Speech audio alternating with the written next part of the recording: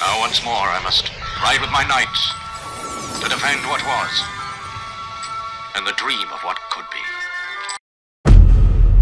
Welcome to the Restitutor Orbis channel, and today we go east of the Atlantic Ocean from our last exploration in St. Augustine to examine the marvelous and stunning Central European city of Prague, the capital of the Czech Republic, formerly Czechoslovakia during the Cold War.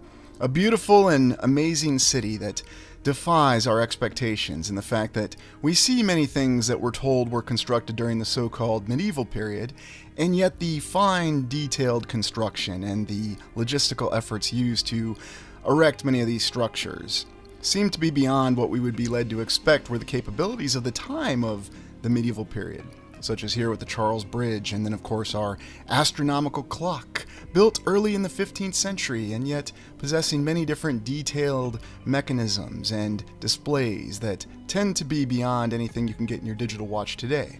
We also see that there is a vast series of complexes. Prague is really a city of spires and a city of complexes, such as Prague Castle, where we have the largest area and the largest ancient castle in the world. And yet there's so many different aspects to Prague that make us think that we realize we're in a different world, the actual old world. The detailing of the castle is stunning and its size is gargantuan. But what's the real origin of Prague? What do we find out when we look deeper into what it's all about? We can see that the layout of Prague is divided into different towns. We have the new town to the south, we have the old town to the east, and we have the lesser town to the west. Very intriguing, and that's where Prague Castle is located. So there's many older images of Prague that show us that the castles and many of the great structures existed since the advent of photography in the 19th century. So what are we really to make about that? And how are we really to ascertain it? Let's take a look at some maps of Prague and see what we have. And here we see the same complex layout, and of course we have our usual indication of geometrically precise foundation structures, especially on the western edge, or what they call lesser town. Very fascinating. And then other maps, we can also see the same aspect with the plan of it. Why is it with all these plans that we have of these cities across the land, especially in Europe, we always seem to have this very detailed vision that started at who knows when, and we'll be given a specific timeline for it, and when we look at the actual timeline of the existence of Prague in the Czech Republic, it's quite fascinating. And here, zooming in, we have the geometrically precise foundation structure that surrounds the old city, the little town. So they had a different name for it back then. And look at that, looks like we have Fort St. Charles. Yet the indications of a geometrically precise foundation structure, what's that tell us? That gives us the idea that there was an existing settlement here that's far older than we're led to believe. Now, the official history tells us that Prague may have existed 1,000 years before the supposed start of our current era timeline, 1000 BCE, or to 1500 BCE. And we know this to be true because a chronicler cited a theologian. And based on that, that is more than enough evidence to let us know that Prague has been around for well over 2,000, 3,000 years, depending on what timeline you want to go with. Yes, someone heard from someone else that something happened and therefore it must be true. Whatever the origin of Prague, it's a stunning and beautiful city, and there's a lot of complexity to it, and not just in the Prague Castle, which we already cited as the largest castle complex in the world, or ancient castle complex, whatever that means. But in the older images, we can see that the complexities of this city have always been with us. And it's oftentimes cited as a prime example of Gothic architecture. And really, we know that Gothic architecture is an example of something that is beyond what we can explain, such as this museum, which looks like it could just as easily be a state capital anywhere in the United States or a national capital anywhere in the world and be well worthy of it. And you can still go visit this museum today. And it's very impressive with its many domes and different structures. Perhaps the origin of Prague really came down to two cavemen who were proto-Cro-Magnons and saw this beautiful hill, and one said to the other, "I think we should build a city here. We'll start doing it." And then he said to his friend, "But what about the logistical limitations?" And the caveman with the vision responded, "Listen, there are no limitations. We don't have safety standards, and logistics are not a consideration. So this is our vision, let's get building." And we're told that everything started with Prague Castle, built around a very small church of the Virgin Mary in around the 9th century, or so we're told. And this is supposedly the layout of it. Or as Patsy said on Monty Python, it's only a model. So we see many different examples of wondrous towers and spires, and that's where Prague gets its nickname, the City of Spires. We also see that there's several analogies to what we've examined in other cities, most notably Moscow, especially with the large Prague castle complex being analogous to the Kremlin or the fortress complex in Russia. Yet we can see other elements to the city that show that this is a much more complex and interesting city than we'd be led to believe initially. Now, the simple explanation behind the wonders of Prague, much like all the other European cities, is that they had a much longer timeline. They had hundreds of years, and they had infinite capabilities during the time of the cavemen all the way up to the Middle Ages. And don't let a little thing like this aspect called the bubonic plague affect your building capabilities, because we know that in 536, the worst year in human history, they still built the Hagia Sophia in Constantinople, what is now Istanbul. So you find a similar account with Prague. Many beautiful spires and a gorgeous, romantic cityscape where you could find yourself lost anywhere and look up and just find inspiring architecture. And Prague was also the center of the mainstream account of the great conflict between Catholicism and the Protestants when the Protestant segment of the Christian Church, Catholic, broke away. And we have the many different accounts of that and the very brutal and bloody 30 Years' War, which was also centered on Prague. Looking at the cityscape, though, you can see many examples of the spires and the very large buildings in a very complex arrangement. And this is a question I often get asked because this is where we see the example of old world cities. Well, let's start by examining Church of Our Lady before Tin. It's a Gothic church built in the 14th century, and this is one of the quintessential examples of all the spires that we have in the great city of Prague. And just count the number of spires on each tower that you have. We also have older images and drawings of it that don't necessarily prove anything, but it does give us the indication that this structure has been around for a long time, almost as though that's what these drawings are intended to do. Or maybe it was from the original caveman plan, I'm not sure. We do actually have more than a single perspective drawing of this particular church, although it is one perspective and then the front facade, so I guess how tall it's supposed to be in the back, that's left for the contractors of the time to ascertain, right? Who needs sketches? On the inside of the church, we can see that there's a lot of beautiful details that we've come to expect and a lot of geometric precision with the arches and the columns, and then just unbelievable beauty with the coloring and the contrast. And again, this is something that was from the middle portion of the medieval time. We'd really just gotten to the Renaissance, and we're going to be examining the Renaissance in the subsequent exploration. But what exactly do we see in this pulpit here with this stone foundation? And then, of course, in the main altar itself. It's almost as though this gives the indication of greater technological advancement, not just in the construction, but also in the layout. And I mean, look at the height of the windows on this.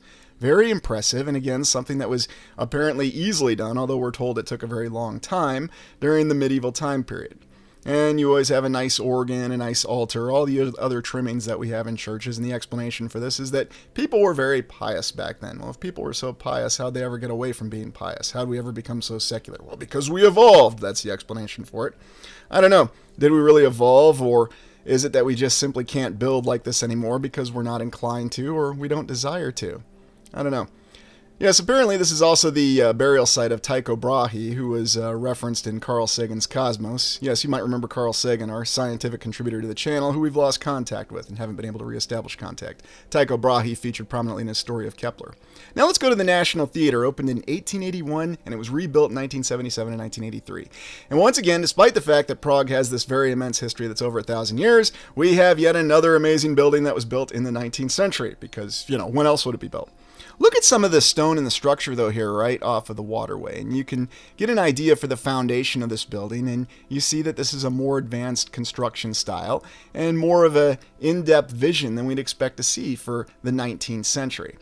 People will explain it away because at that time everyone was motivated to build the finest architecturally and artistically stunning buildings because they just had nothing better to do. They had no safety standards and logistics were not a problem. Now, granted, they were right off the river, but you can see some of the aspects and details that we've come to expect with many of these national theaters and other great buildings. Of course, we have the chariots with the wonderful figures, and I guess that depicts something from the history of this area, and the portal windows. The interior is just as stunning, though, and we see many of the examples of pediments and columns and pillars that we've come to associate with the Roman Greco architectural styling. Interesting pattern in the floor. It's nice to see something a little different than the usual checkerboard style that we get. The interior of the theater is just as gorgeous, with every single balcony detailed and decorated.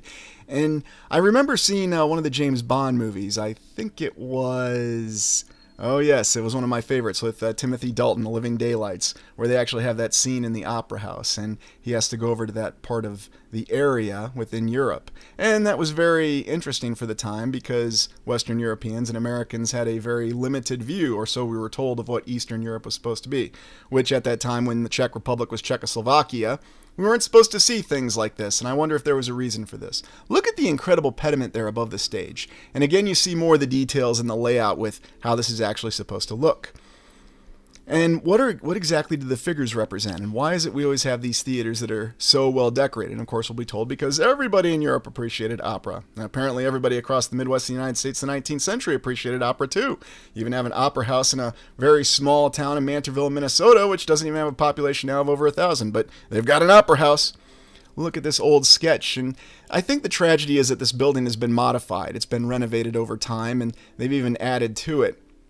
And even though you can still see the classic beauty, we have to wonder what's been changed when they renovated it in the late 1970s and the early 1980s. And I think that's one of the unfortunate realities we have to deal with a lot of these old world buildings. It's nice to see, though, that so much of it endures. Look at some of the figures here, right beneath this column and this row of pillars. And this matches a lot of what we've seen in some of the very impressive Fox theaters. Now, of course, the story from the United States and the old world in the United States appeals to a lot of people because it sticks out a lot more. But we have to consider the story within Europe because of the reason being is that Europe, we supposedly have the historical timeline that supports the timeline for the construction of these buildings, which we're told took a long time, although then we have still the same amorphous stories. Ah, yes, here is the new addition that was constructed as part of the wonderful theater, and we can see the finest detailings of 1970s and 1980s architecture. Very beautiful, isn't it? And yes, sarcasm meter over 10. Well, this is the Old Town Square, and here you can see a lot of the old-style architecture that renders Prague very beautiful and very unique. And you can get an idea for an entirely different civilization. We're supposed to expect to believe that during the medieval time and then after the Renaissance, people lived in quarters like this, and yet they seem to have a different lifestyle than what we'd expect. On the left here, you can see the tower where the Prague astronomical clock is located, and it's got another clock on top of it, so telling time was clearly very important. And then we have other views of the courtyard where we can see the very complex geometric layout of this city and when exactly was this planned. And no, I was just joking earlier when I said that it was cavemen who came up with this. There seemed to be some other origin or some other grand designer behind this very impressive city. But looking in every detail and every statue, do they tell the story that we're being relayed to us in the official history? Or does it indicate something else? Because we question every single monument in the United States, we need to question every monument in Europe as well. And here we have the Powder Tower, and isn't this an interesting structure with a lot of fine detailing to it? And again, is this supposed to be a defensive structure, or is this just supposed to be something that's decorated for a grand entryway to the city? Well, wasn't the city constantly under threat? Let's take a look at the Charles Bridge. This is a medieval stone bridge built 1357 to 1402. And the interesting thing about this bridge is that it's still standing. Now, granted, it's a pedestrian bridge alone, but yes, they built them to last back then in the late 14th, early 15th century because it was no issue. All the stone walkway and bricks and blocks, and then of course, why not line it with statues? Because, even though it took a long time to build, it's still standing, and it's still very impressive to this day. There's apparently a saying that a lot of these statues will give you luck if you walk past them, and even some that you can touch. But I'm impressed by just the structural integrity and durability of this bridge. How many times do we hear of our modern infrastructure collapsing in the United States? And I'll reference the I-35 bridge that just miraculously collapsed in Minneapolis not so long ago. So, again, it's another indication that during the medieval time period, when most of the people were supposedly uneducated, and the only people who were educated were either those in power, the nobility, and even they weren't well educated, and namely the clergy and the monasteries. Yet they somehow had the capability to pull all this off. And if you just accept that without questioning it, then I suppose that's what you're really going to have.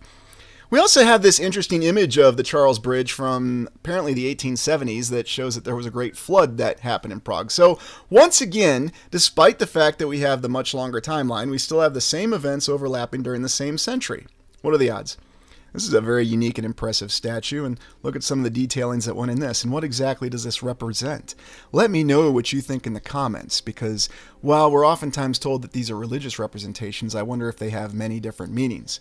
Such here is what appears to be three kings or three noble individuals who are gazing about, and I know we'll be told that it's associated with historical figures or something along those lines, but it's hard to say for sure.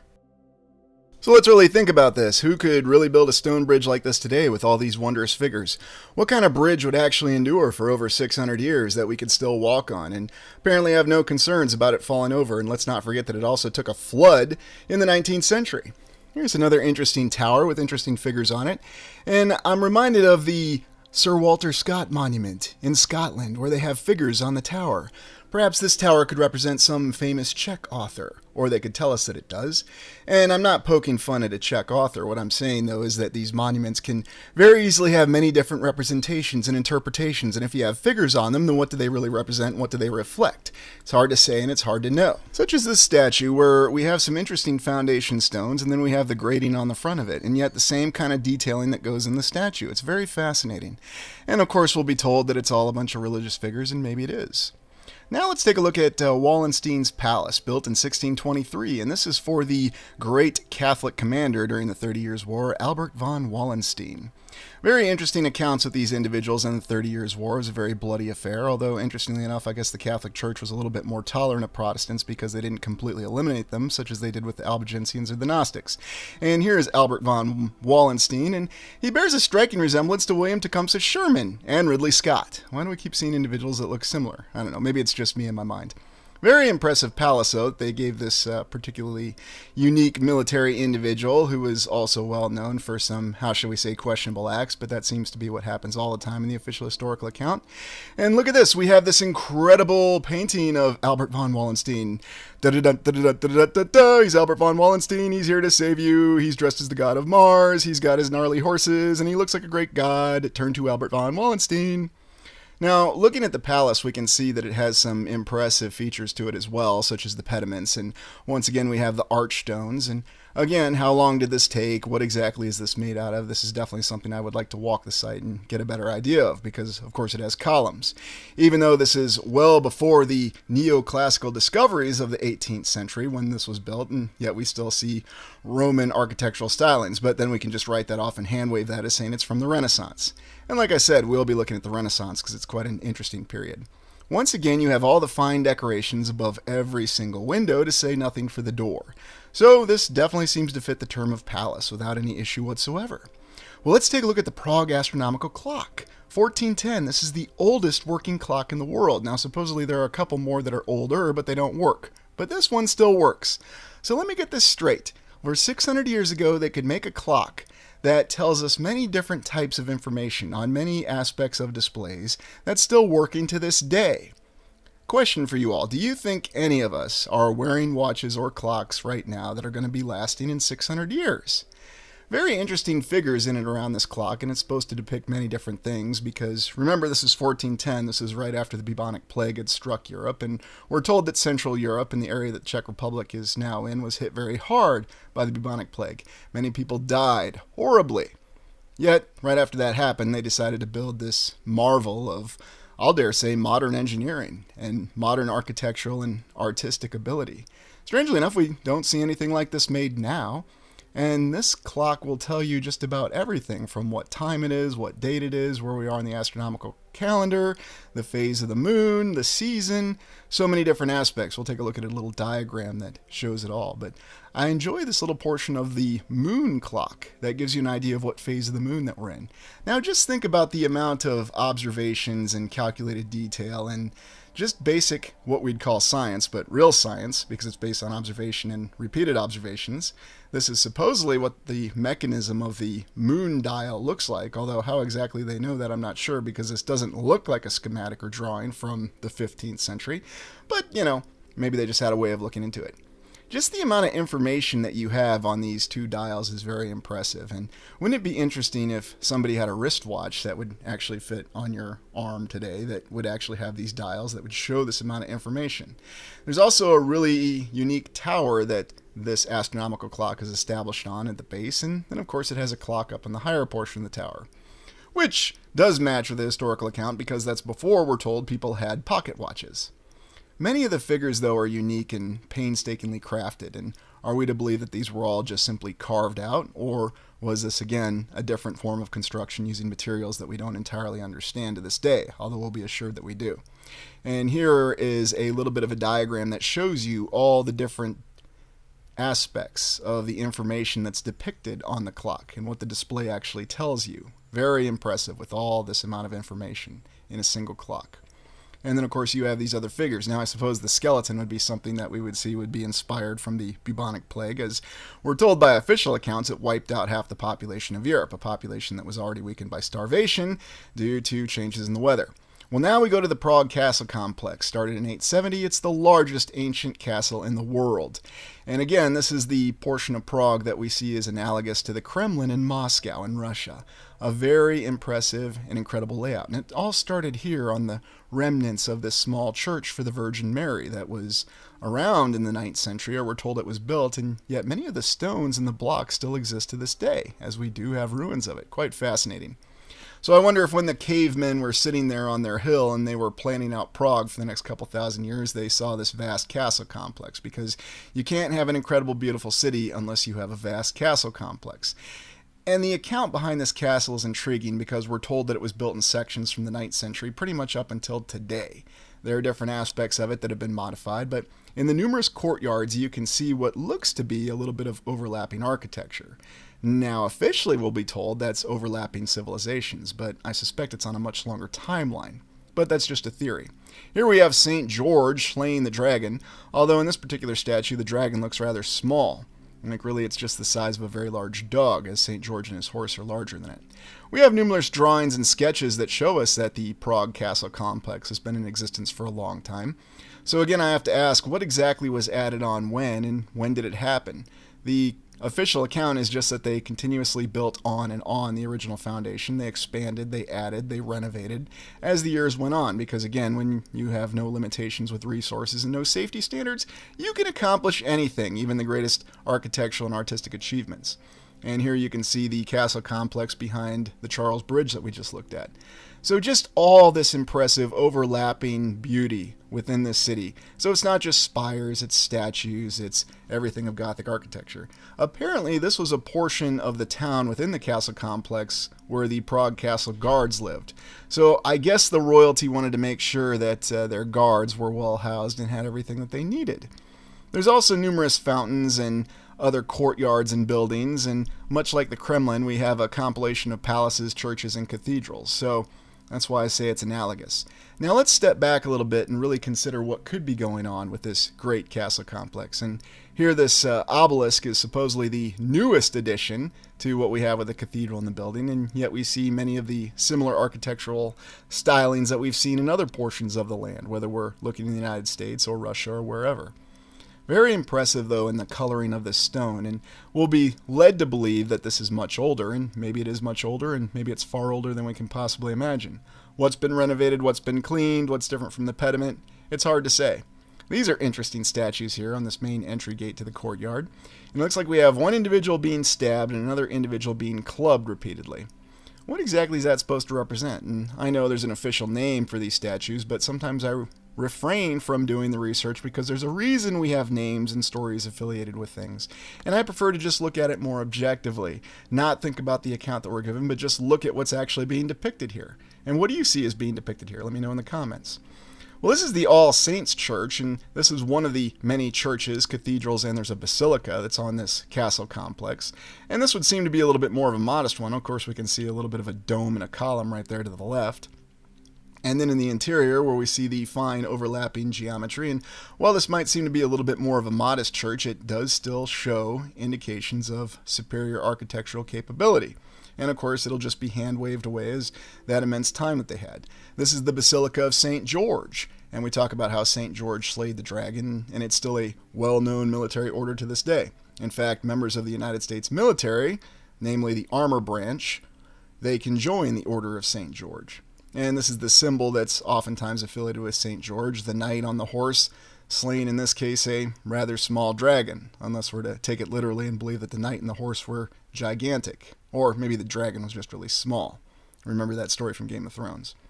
Very, very impressive basilica, though, with a tall tower, and we can see that it has the little columns integrated and another pediment. So once again, showing those stylings of Roman Greco architecture for whenever these structures were actually built. And when you try to look and decipher the timelines of how everything was layered within the Prague castle complex, it's just as intriguing as looking at the account of the Kremlin. You have different timelines, and supposedly doing all this really wasn't that much of a challenge. And you have older photos that show that the basilica has always been there as part of the Prague castle complex, and you also get the idea of the complexity of the surrounding area of Prague and how it lines up on the river. Very intriguing, and it tells a different story. Well, here we look in the interior of the basilica, and there we have what looks to be a slightly larger dragon on that relief or depiction of St. George slaying the dragon. But we also have these fine stones and blocks, and how old are these, and where exactly were these quarried from? Well, for this particular structure, they only needed a single perspective drawing. So once again, it was left to the contractors, the people who actually did the construction, to decide how tall they were going to build this basilica and the towers, because apparently you don't need a drawing of it. This is St. Vitus Cathedral, one of these other cathedrals that they built from 1344 to 1929, or basically right up until now. I always like these accounts we have of 600-year buildings that they spent hundreds of years building, and yet they just seem to line up perfectly when they were finished. What were they really doing towards the end? We have an analogy of that in the United States too, such as the Washington Cathedral that they built for a very long period of time, although it was decades, not centuries. Beautiful, gorgeous window on the front of this, and then we're told that this painting, picture, or whatever you want to call it, this image, is actually the final judgment along with the cathedral. And once again, you see the typical architectural stylings of the arched doorways and the many different concentric signs of foundation architecture. Of course, we'll be told that this is Gothic and it's a mix of styles, but what exactly do you think this is? What exactly does it represent? Let me know in the comments, and all opinions are welcome, because we have many different anomalies with this particular castle complex. And look at this. I mean, are we really to believe that this was something that was laid out in the 15th to the 19th or even the early 20th century? Who's building like this and why? And then even looking in the interior, unbelievably gorgeous with the concentric geometry, the arches, and here we have decorated pillars with figures everywhere. You know, it's not just that Prague is the city of spires. I think you could also call it the city of millions of statues. You know, we always think about the terracotta army in China, but I've got to say, Prague is giving it a good run for its money just in statues alone.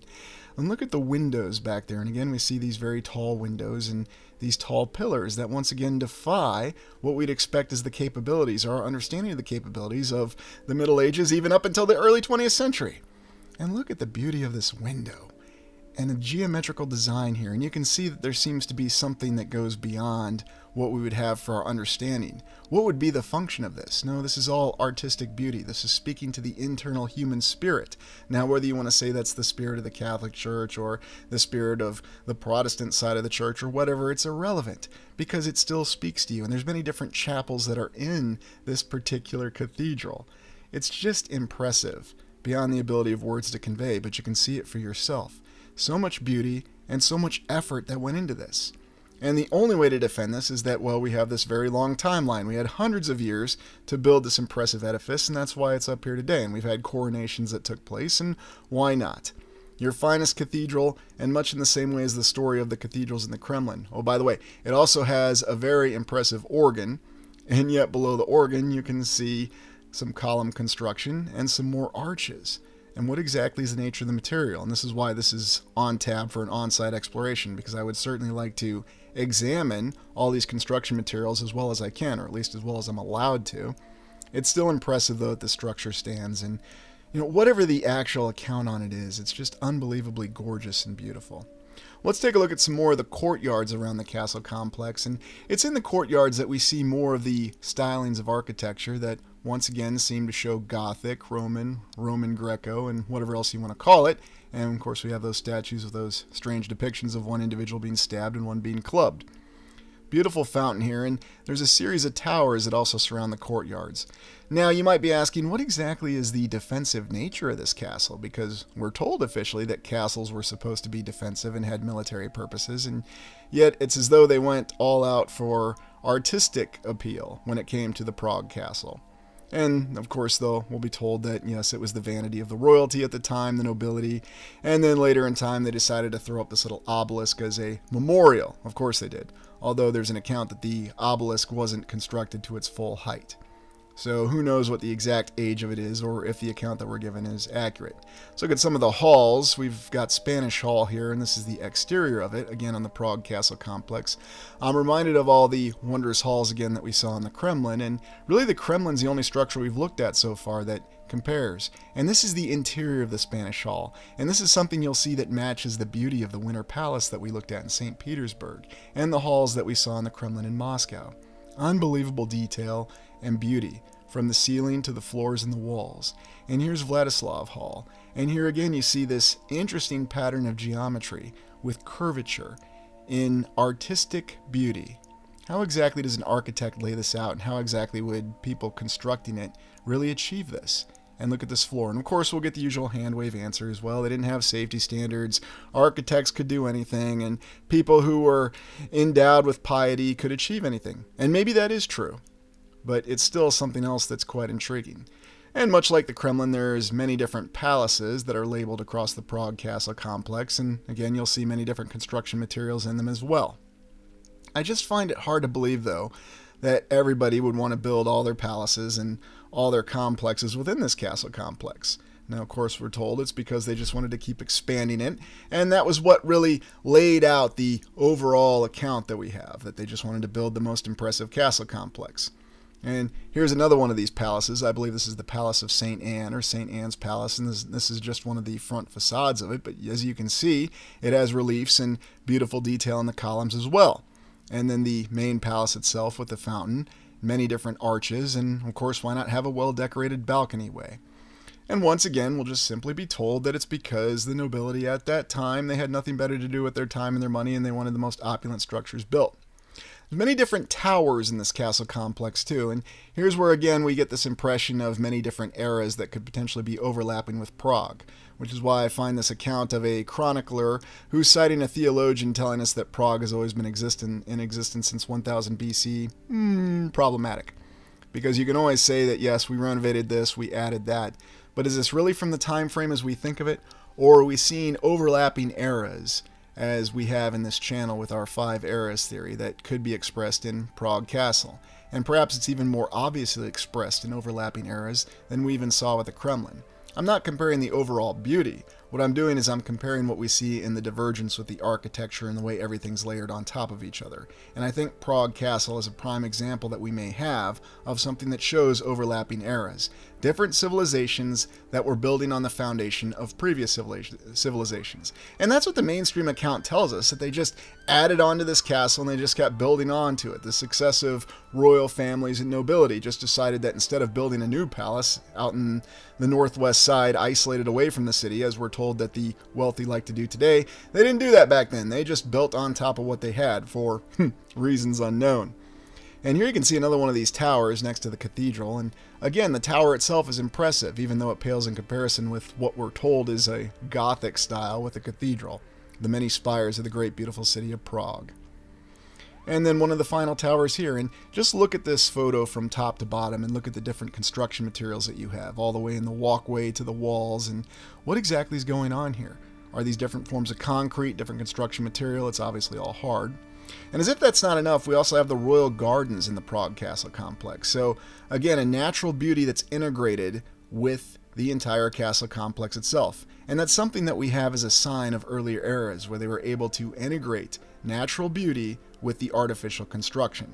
Because that seems to be something that for whatever reason we struggle with mightily today. Even though we have institutions that spend incessant time reassuring us that they care about the environment and everything else, it's interesting that the modern structures we have just don't seem to integrate with the nature as the older structures that we have. Now, you could say that's just a perception, and maybe it's a misperception, but why is it that these old structures seem to integrate so well within the aesthetic of the nature that they're built in and around, or actually implanting the nature on top of the artificial structures. That's something we tend to overlook a lot, and yet we ask the question as to why we have many of the geometrically precise foundation structures that are overgrown with trees and grass. It's almost as though they were designed and had some capability about them to where they could support that. Now, maybe that's just a wild theory. But when you see the palaces and the structures and the royal gardens that are out in front of this palace, you can also see more decorated columns, and these are very beautiful columns. This is some material I would like to examine in person, along with some of the archways with multiple different arches in it. So many different stories being told in this castle complex. Prague is also known for its archives, and there's quite a conflicted account about some of the books that were found within the archives of the Prague Castle complex. But we're going to go outside of Prague Castle now and look at a library. And this is the Strahov Library. It was originally a monastery that dates back to 1140 BC, and we're told that it has archives and works and books from the 10th to the 17th century, and who knows what other time frames. But looking in the interior of this very impressive structure, you can see that it has a very remarkable and extraordinary ceiling. And yes, I'm using both adjectives on that because not only do you have the concentric signs of geometry, you also have beautiful artwork. And of course, this is something we'll be told is the Renaissance era, because we had all these artisans and craftsmen who were just running around all over the place, who had nothing better to do with their time, didn't have to worry about sustaining themselves, and they decided to build this and paint it because you need to have the finest and most beautiful library if you're going to have it be a repository of books. It only makes perfect sense. And you can see it's not just the painting and decorations in the ceiling, but you also have very well adorned columns on the walls and everywhere else. And what exactly is the extent of the library? What knowledge is stored within this old monastery that we're told is with us from 1000 BC, which is also when we had a chronicler who highlighted and cited a theologian in terms of the origin of the city of Prague. I guess the caveman theory just went right out the window. I would love to get in and examine this library in person, not just the books but the structure itself, and just really experience it firsthand. And the reason I highlight this library is that the library and then the castle archives from the Prague Castle complex are supposedly origin of some, how shall we say, questionable books. Some books that we think go beyond the simple explanation that we have, and they're very large books.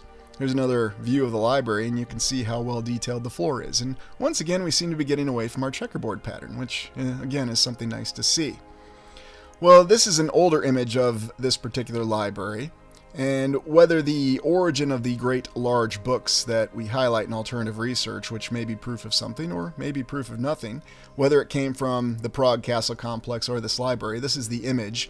We're told that this image was from the Prague Castle archive, although they denied it, and that is from 1940. At the end of the day, though, what are you really seeing? Well, this image could be faked. This book may not exist. These books may not exist. Okay, that's fine. We have other images, though, that show that very large books do indeed exist by people posing with them. So are we to believe that every single one of these images is faked and not real? I guess there's some people that would tell us that these large books don't really exist. But then I'll highlight the good old Codex Gigas. And we're going to be examining the Codex Gigas, or however you want to pronounce it, with the Devil's Bible, which was a book that was made by Herman the Recluse. Anyway, I hope you enjoyed this exploration of Prague. Thank you for joining me. Please like, comment, and subscribe.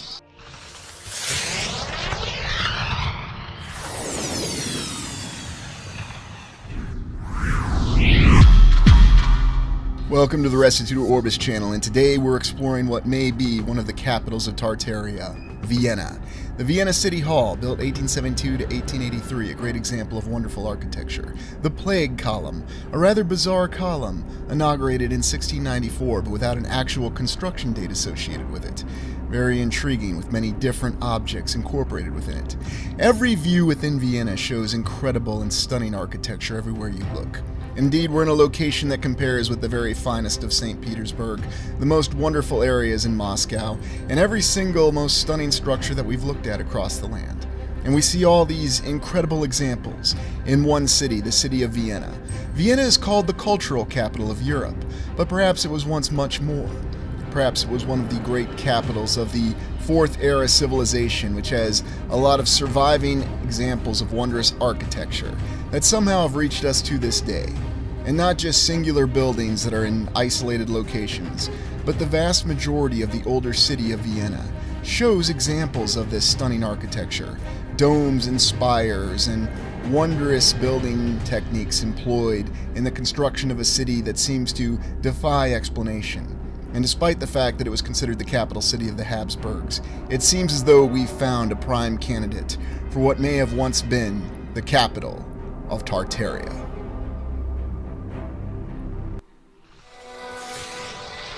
I'm no sorcerer, but I'll gladly test your steel, old friend.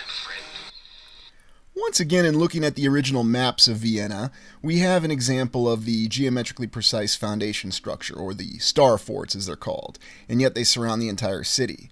Now, it is true that our official historical account tells us that Vienna was under siege many times throughout its history, namely by the Ottomans. Although, was it really the Ottomans who were besieging the city, or was it some other power, and that was simply what survives to us in the account? You see examples of the stunning architecture in Vienna, and indeed, from the mainstream historical account, it does have a rich history to it. And so, of course, to suggest otherwise might be insulting to some people, or it might offend some people. Which is fine, it's one of the aspects of alternative research. People are always going to be offended, and if you're not offending people, then you're not doing your job to some extent. When you look around and you see the wonderful structures and the precision of the city, you get the clue that this was a great city throughout the years. And of course, our mainstream historical account will assure us that this is a legitimate city that had many wonderful historical examples that occurred within it, whether it was of a building, an event, or a monarch of some sort. Indeed, the Austro-Hungarian Empire, which was our mainstay of World War I, until it was disintegrated afterwards. We can see the early example of the plague column, and we did explore this when we did our strange photos analysis of the 1800s. And yet, there are many other clues and hints within this city that it has a much deeper identity than meets the eye.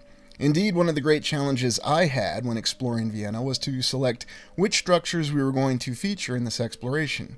Because while I oftentimes lament that there are so many structures that we can't feature them at all in a single exploration, Vienna definitely showed the greatest challenge in terms of which ones to select.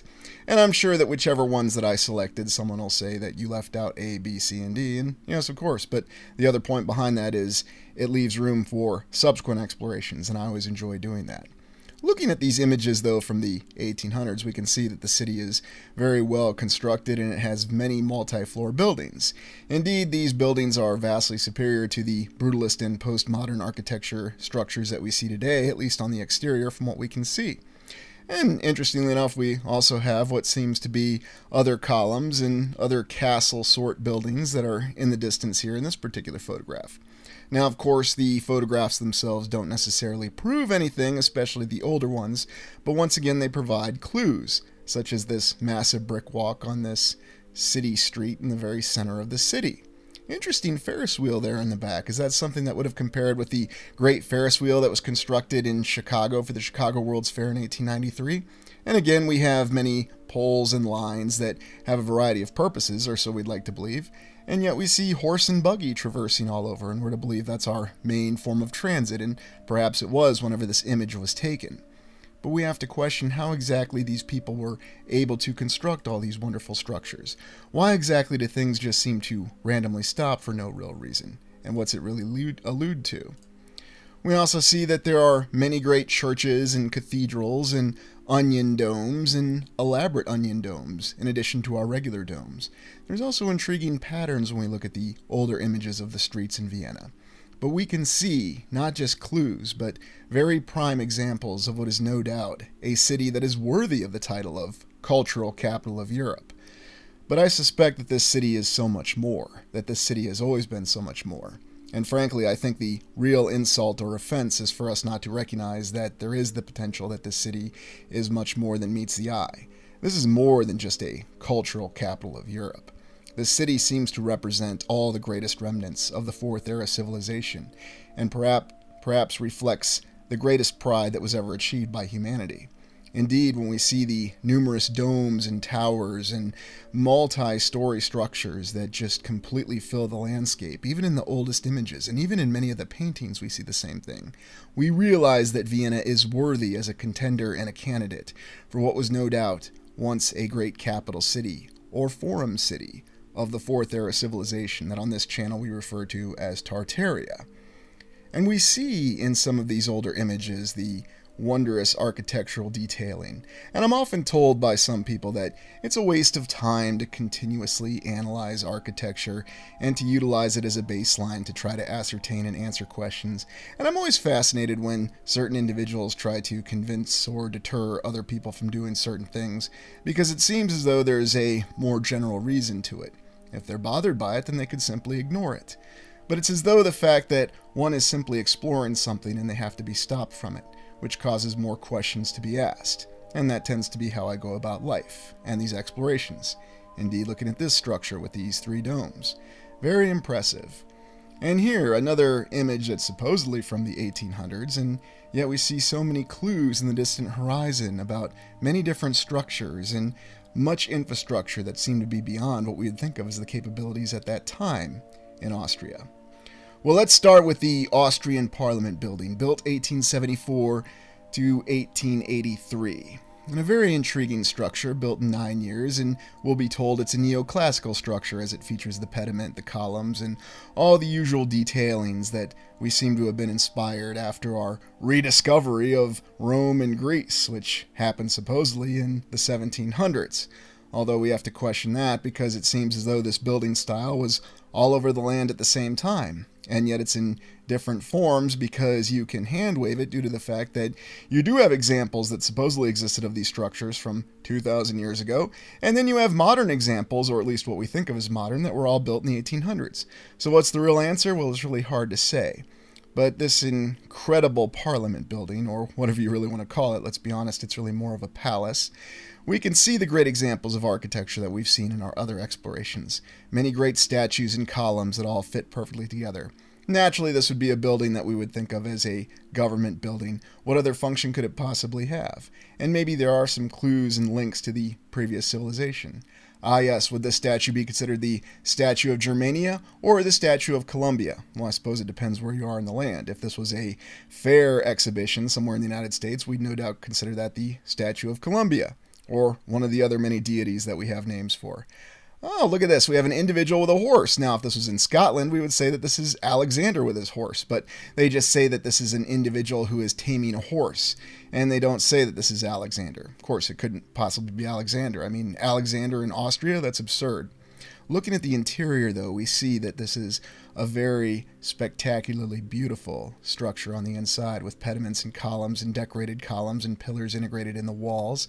And we've seen similar architecture before. Indeed, this reminds me of our baseline architecture that we consider for all explorations on the channel, and that's the Iowa State Capitol. And we see many of the same detailings here within this wonderful, wonderful parliament building in Austria.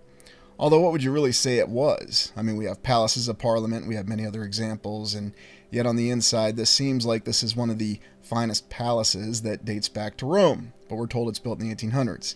And the only other structures I've seen pediments and columns and pillars on the inside are what we would call palaces or other magnificent government buildings. It's interesting to think that this particular structure was built exactly in the same time frame as the Iowa State Capitol.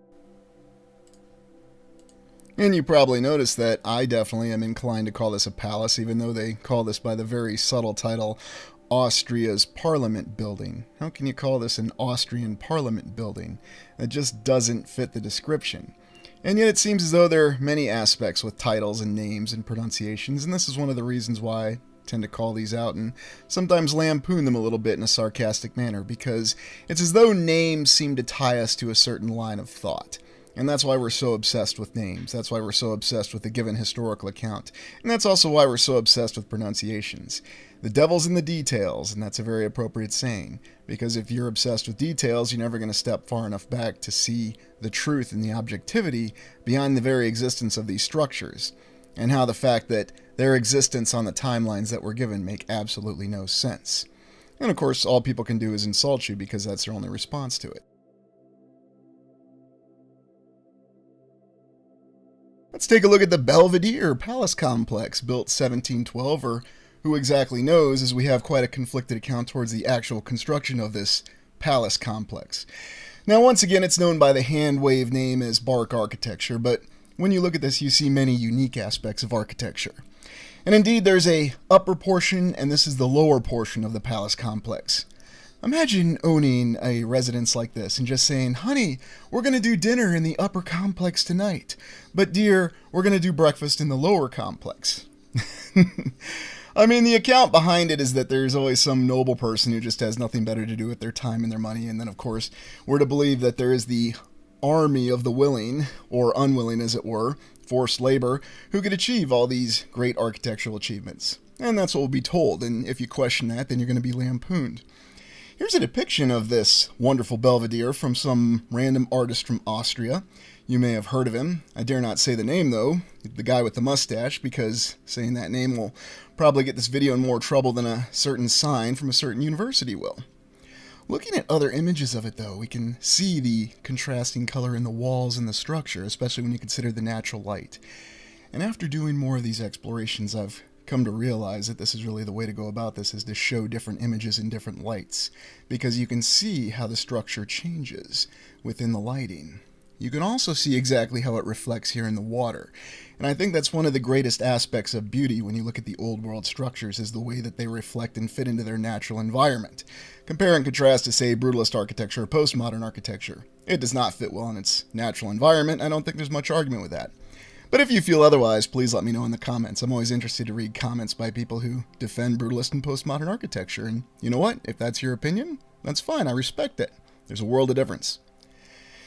We have many paintings, though, that depict the palace and the Belvedere. And indeed, here's the lower portion. And, you know, it's as though the lower portion feels as though it's the more casual portion, and yet they still decided to put statues up on the top floor. Is it really the top floor, or is it ceiling windows? Hard to say here, but quite intriguing. And there's older sketches and drawings and paintings of the Belvedere, and again we can see that this was a much admired structure, and you can see why some random artist in Austria would select to do works of this particular palace. Isn't it so wonderful what we could achieve in the distant past when we supposedly had limited logistics? Think about constructing an interior such as this, and of course you will never see any sort of imagery of interior construction, even of those lavish Art Deco buildings that were only built a short 100 years ago, or so the official historical account tells us. And I'm sure it's just because it was too dangerous, too difficult to get cameras in those places. And of course you won't even see any sort of paintings or sketches of the interior construction of these palaces or those buildings. And again, I can't imagine why. Yet you can't help but be completely moved by some of the images that you see on the inside of these palaces, such as with these pillars, where you actually have statues that were either constructed, carved, poured, or perhaps made by some more advanced construction technique that we don't consider. Geopolymer, it's really hard to say. Everything's on the table.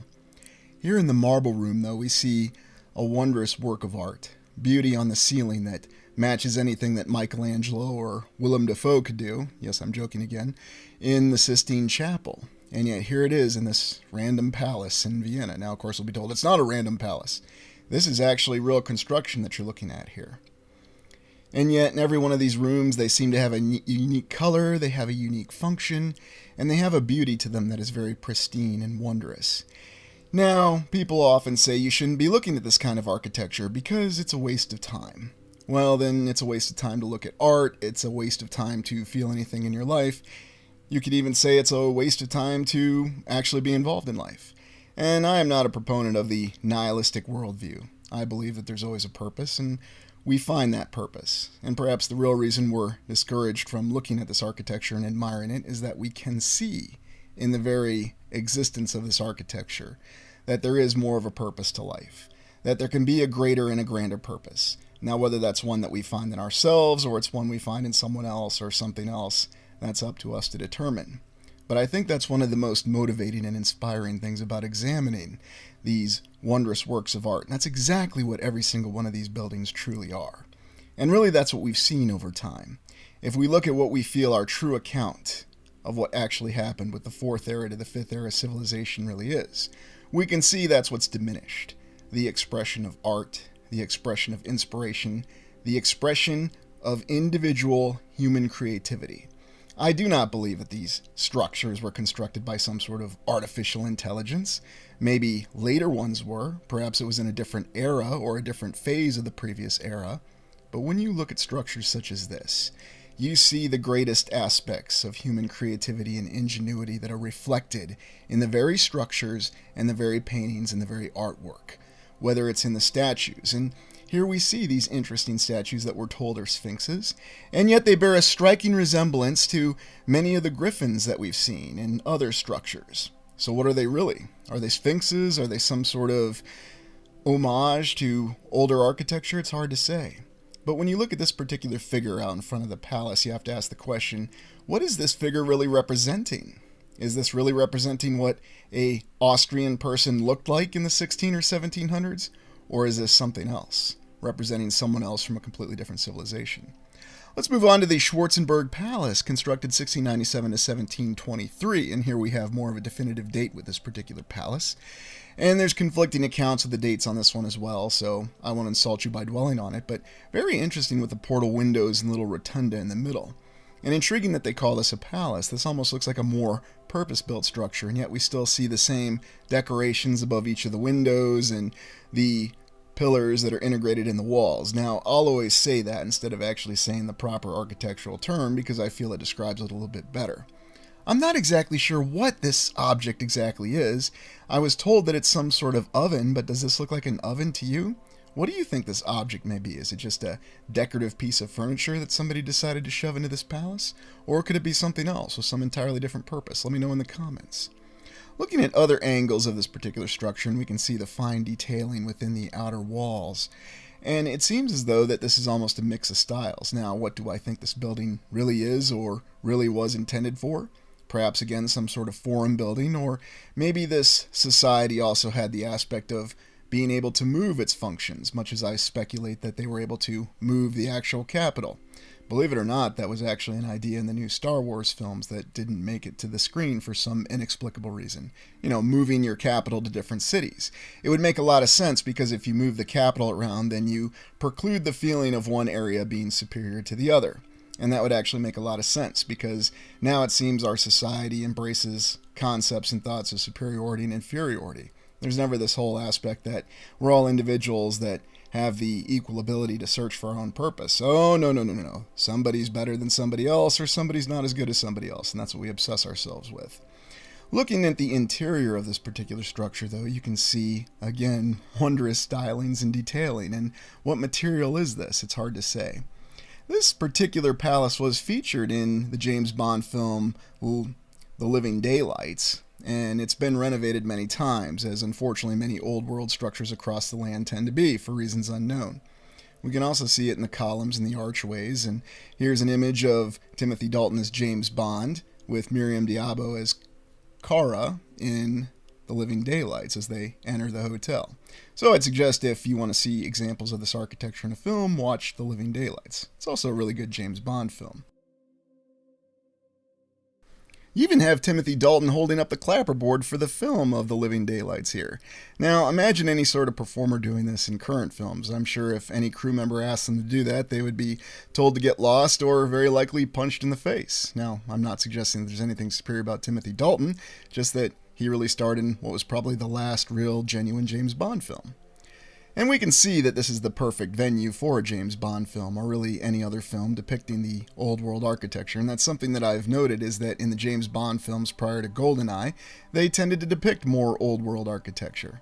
Well, let's go to the Schönbrunn Palace. 1,441 rooms and built in the 1740s to the 1750s. Yes, we don't really even have an exact construction date for this, but sure, they could throw this up in 10 short years in the 1700s. Why not? After all, it was Maria Theresa who actually ruled the Austrian Empire at that time on her own accord. Very interesting artwork, though. Not exactly sure what to make of this. Is this really depicting a monarch from the distant past, or could this even be depicting a different kind of human being? Indeed, looking at this image of her children, I'm rather flabbergasted by what to make of this. Now, this was supposedly the children that she lost in childbirth or before childbirth, but what is really being depicted here? I'm at a loss for words. What do you think about this in the comments? Going back to the palace, though, we see that this is one of the most wondrous palaces, and typically the mainstream would simply respond to this by saying, of course they could build elaborate and opulent palaces in the 16 and the 1700s. It was easy. They had infinite amounts of money and no safety standards, and that's usually the easy go-to explanations. Never mind logistics, never mind the actual advanced construction techniques behind this. You had royalty, you had money, and you had very willing or forced servants, which of course we know the word for that, and that's how we explain a lot of these wondrous structures. But even the courtyard behind this, and now we see behind the palace, this is just an addendum to the palace. Yes, of course, the addendum is a palace itself, but don't ask anything about it because, yes, the grounds have a geometrical precision to them, and there's really no reason why we should be questioning it. This is all perfectly natural for what the royalty could achieve at that time. And indeed, the gardens themselves are very well laid out and contain many other ephemeral structures that are very opulent and well decorated. And they seem to match what our imaginations would tell us the opulence of the so-called Roman Empire was.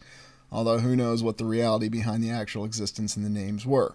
Remember how we're oftentimes fixated on names, and probably incorrectly so. Again, looking at the interior of this palace, and we see interiors that match the very finest that we saw in the Winter Palace in St. Petersburg and any of the Capitol buildings in the United States.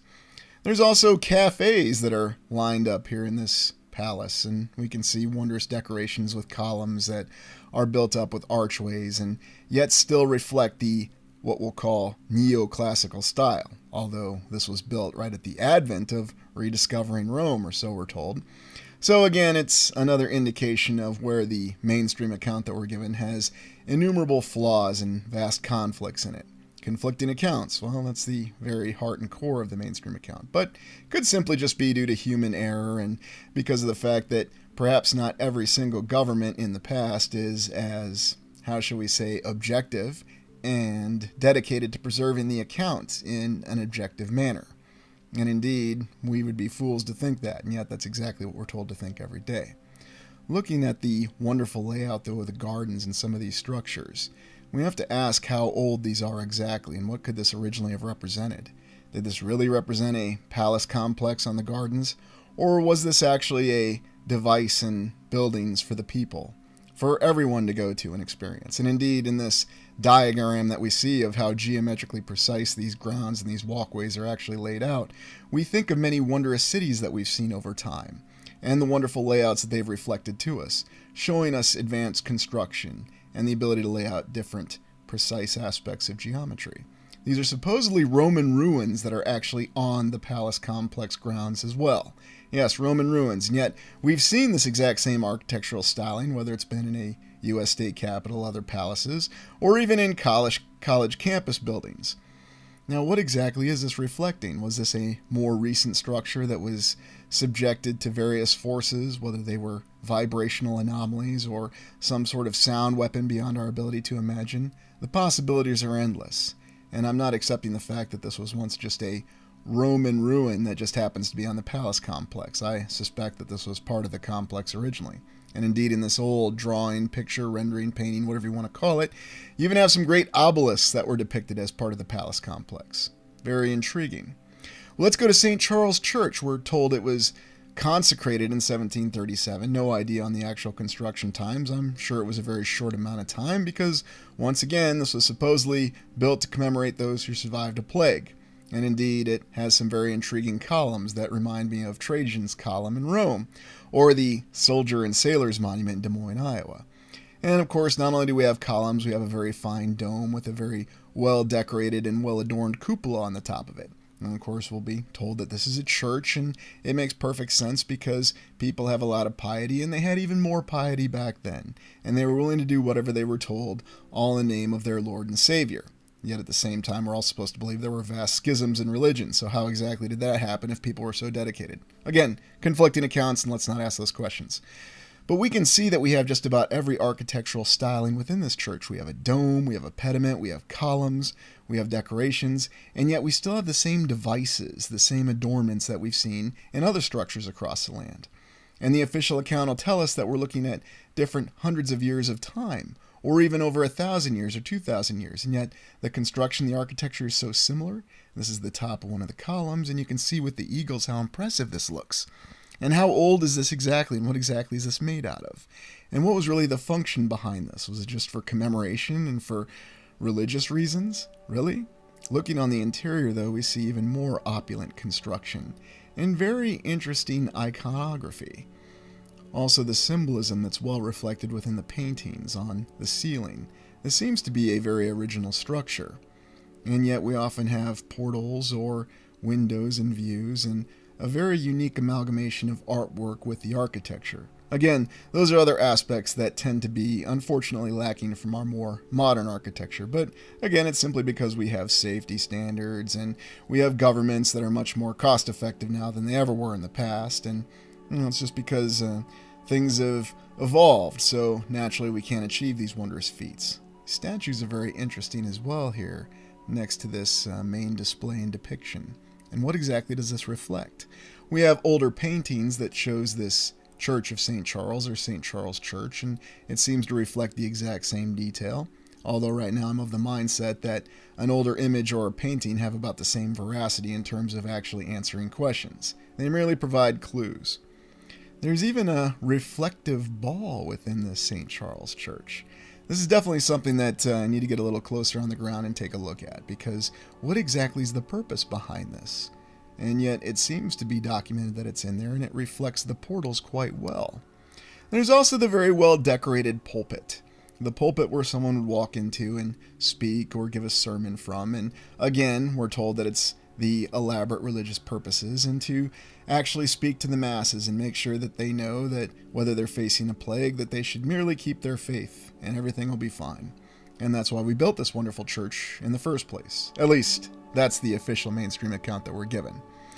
So not really sure, but looking at the other portal windows mixed in with the artist renderings here, or the paintings on this ceiling, it's very impressive. We have seen this symbol before in certain places. And what exactly do you think this reflects here? Now, I know what we're officially told it is, but I would like to hear your impressions in the comments on what you think the symbol represents, and what your interpretation of it is. And what would be a great church without a wondrous organ at the time, because you always need a great and impressive organ that looks like it's some sort of device that would be used to, well, be in a science fiction movie, perhaps as some sort of space exploration vehicle. I'm being a little facetious, but serious at the same time. Well, let's move on to St. Stephen's Cathedral, built 1137 to 1578. And here we have another one of these massive, tremendous Gothic cathedrals. And people will have their retorting comments about any sort of Gothic architecture. Although who knows when it was actually constructed. I think there's elements of what are so-called Gothic architecture that compare with the neoclassical. And indeed, I would say that at first glance, this seems a little more complicated. Very interesting paint job, though, that they did on some of the roof, and it seems as though that's a more recent addition because it doesn't seem to compare or match what we have with the original architecture behind this structure.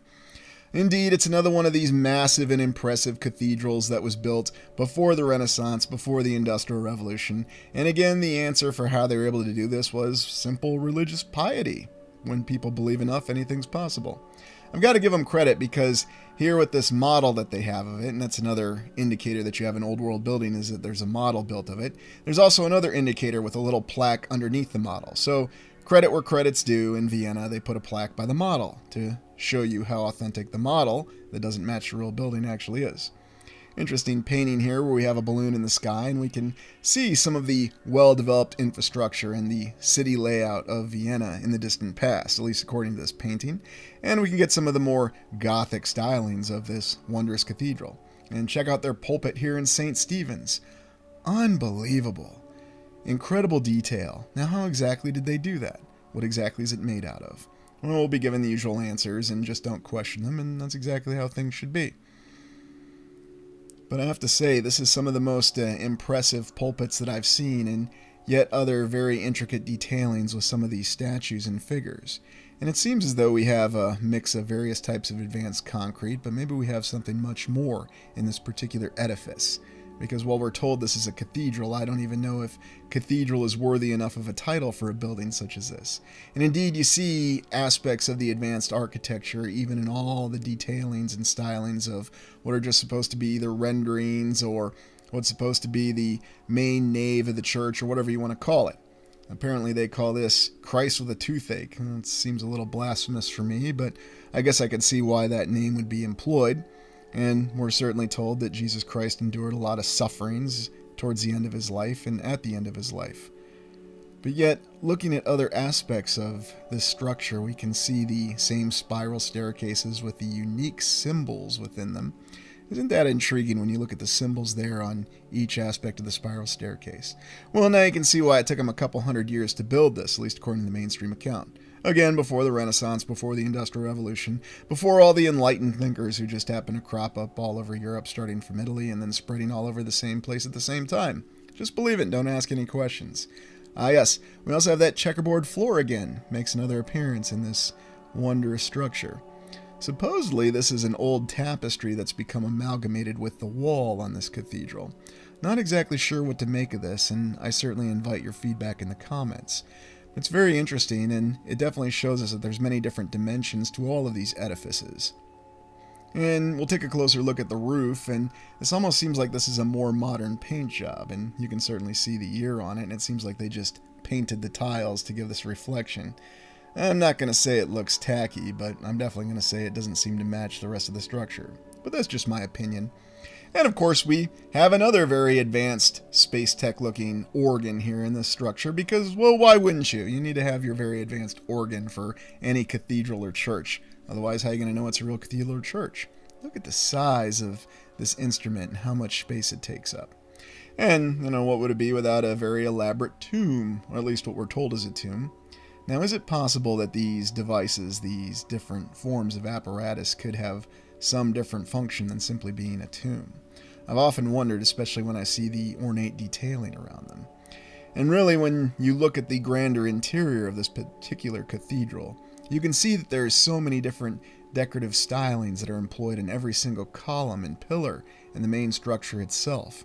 And once again, it shows a geometric precision that we would think that would be beyond the construction capabilities at the time, or even the ability of the designers to format.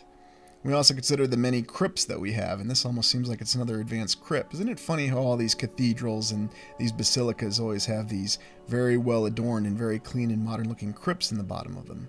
Very interesting. Here you can see the interior along with the size of the organ, and this gives a good idea of the scale. And once again, we have another one of those windows that could possibly clue us towards a cymatics application with this structure and the organ.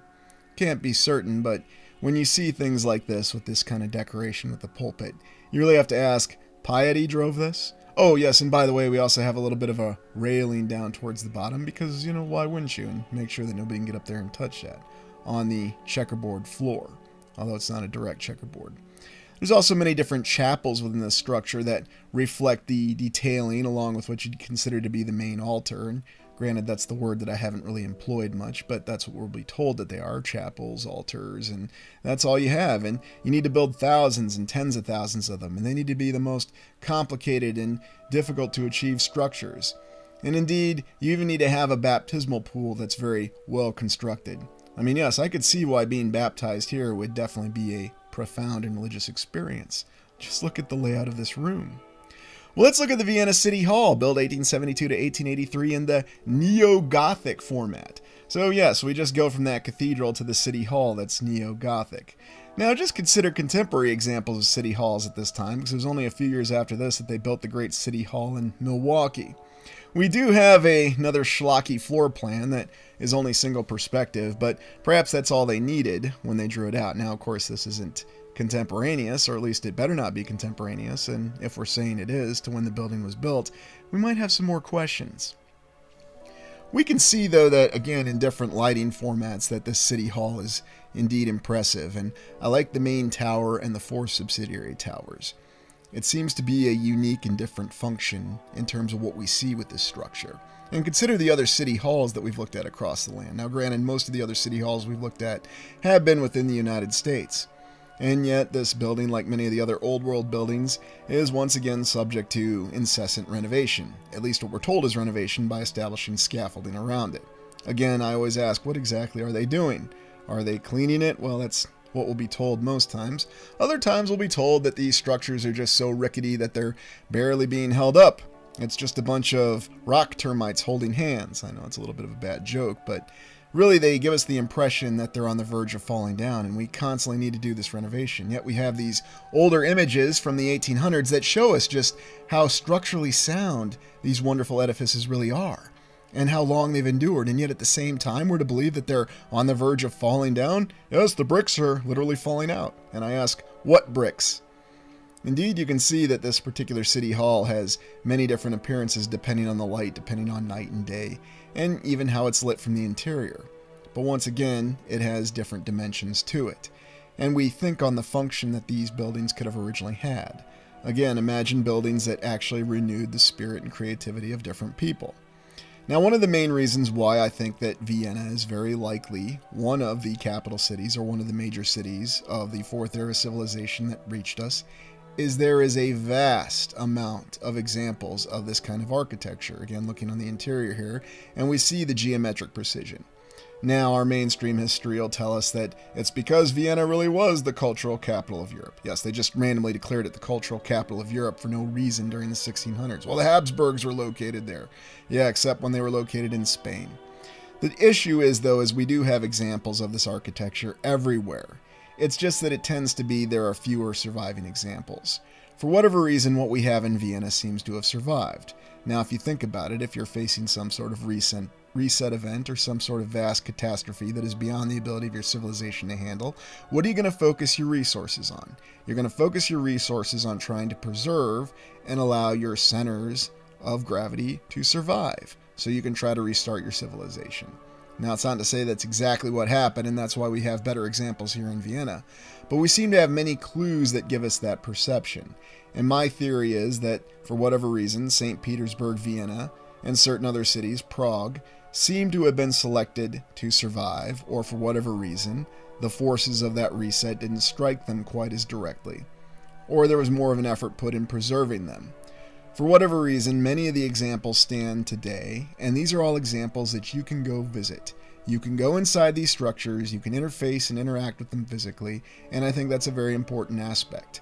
And you can also realize that there are many old paintings, so it gives you the idea that they've been around for a much longer time than we can begin to imagine.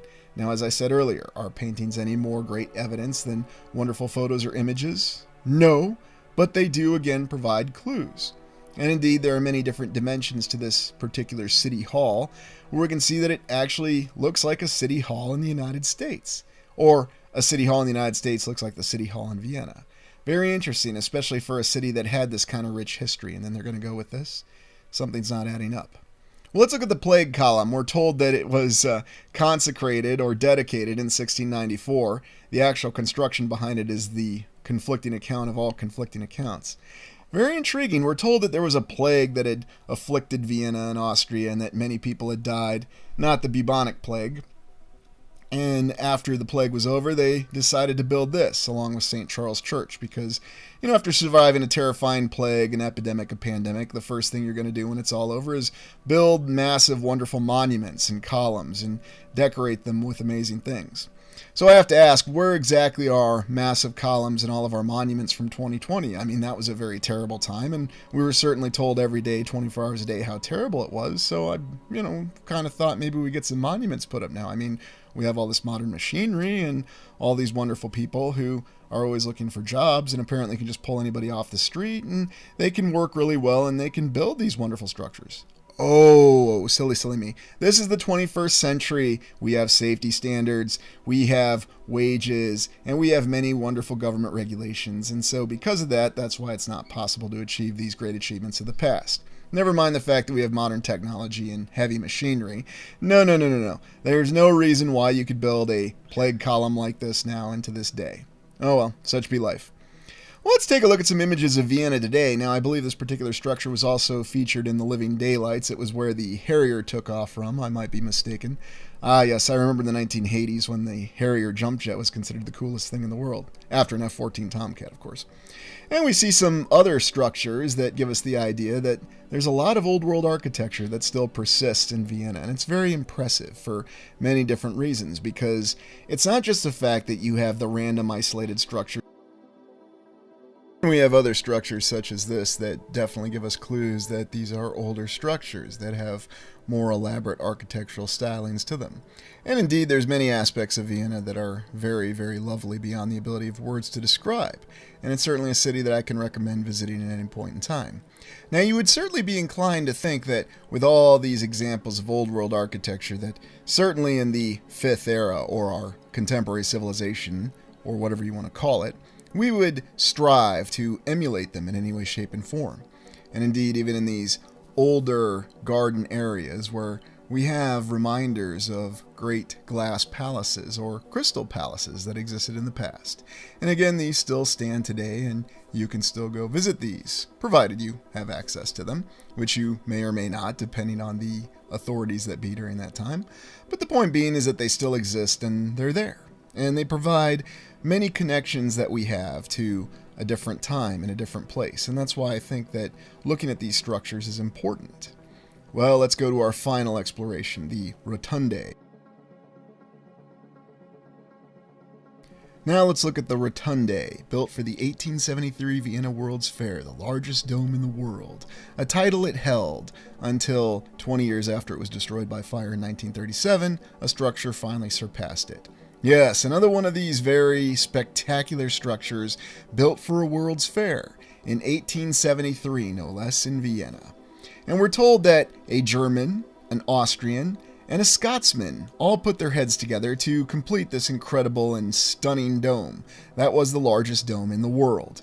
And indeed, it survived the World's Fair. We do have a single construction photo of it that I was able to locate, and as always, we have the wondrous issues with the construction photo, and a lot of people seeming to stand around and do nothing. It just amazes me how in the 1800s people could build tremendous edifices by standing around and doing nothing. No wonder they were so far ahead of us.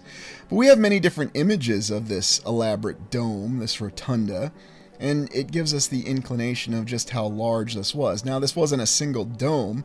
Really, the best way to describe the structure is that this was a complex. Yes, we've had palace complexes, we have castle complexes, and now we have a dome complex, because why not? And here in this aerial image, you can see just how tremendous this dome really was, and indeed how tremendous the layout of the grounds were. Well, it was for a World's Fair, and whenever something was for a World's Fair, suddenly anything impossible became very easily possible. And here we can actually see some signs of aging on it, and we have to wonder exactly how old it was, because it was really built in 1873. It really didn't get to be that old before it was destroyed by fire in 1937. And oddly enough, we do have some rather convincing images of the fire that destroyed it. How intriguing. As though the cameras were just sitting around there waiting for such an event to happen. Not that I'm saying they were. Perhaps the fire took a long time. Here in this older image, we can get an idea, though, for the scale of this massive dome complex. I'm not even exactly sure what you'd call this. Now, what function could such a structure have originally served in a Fourth Era civilization? Well, really, I'm at a loss for this one. This seems to be like some sort of structure that was quite prominent in the Fourth Era. And perhaps this is something that had more of an administrative function, or who knows, maybe there were elements of the society that we don't fully understand.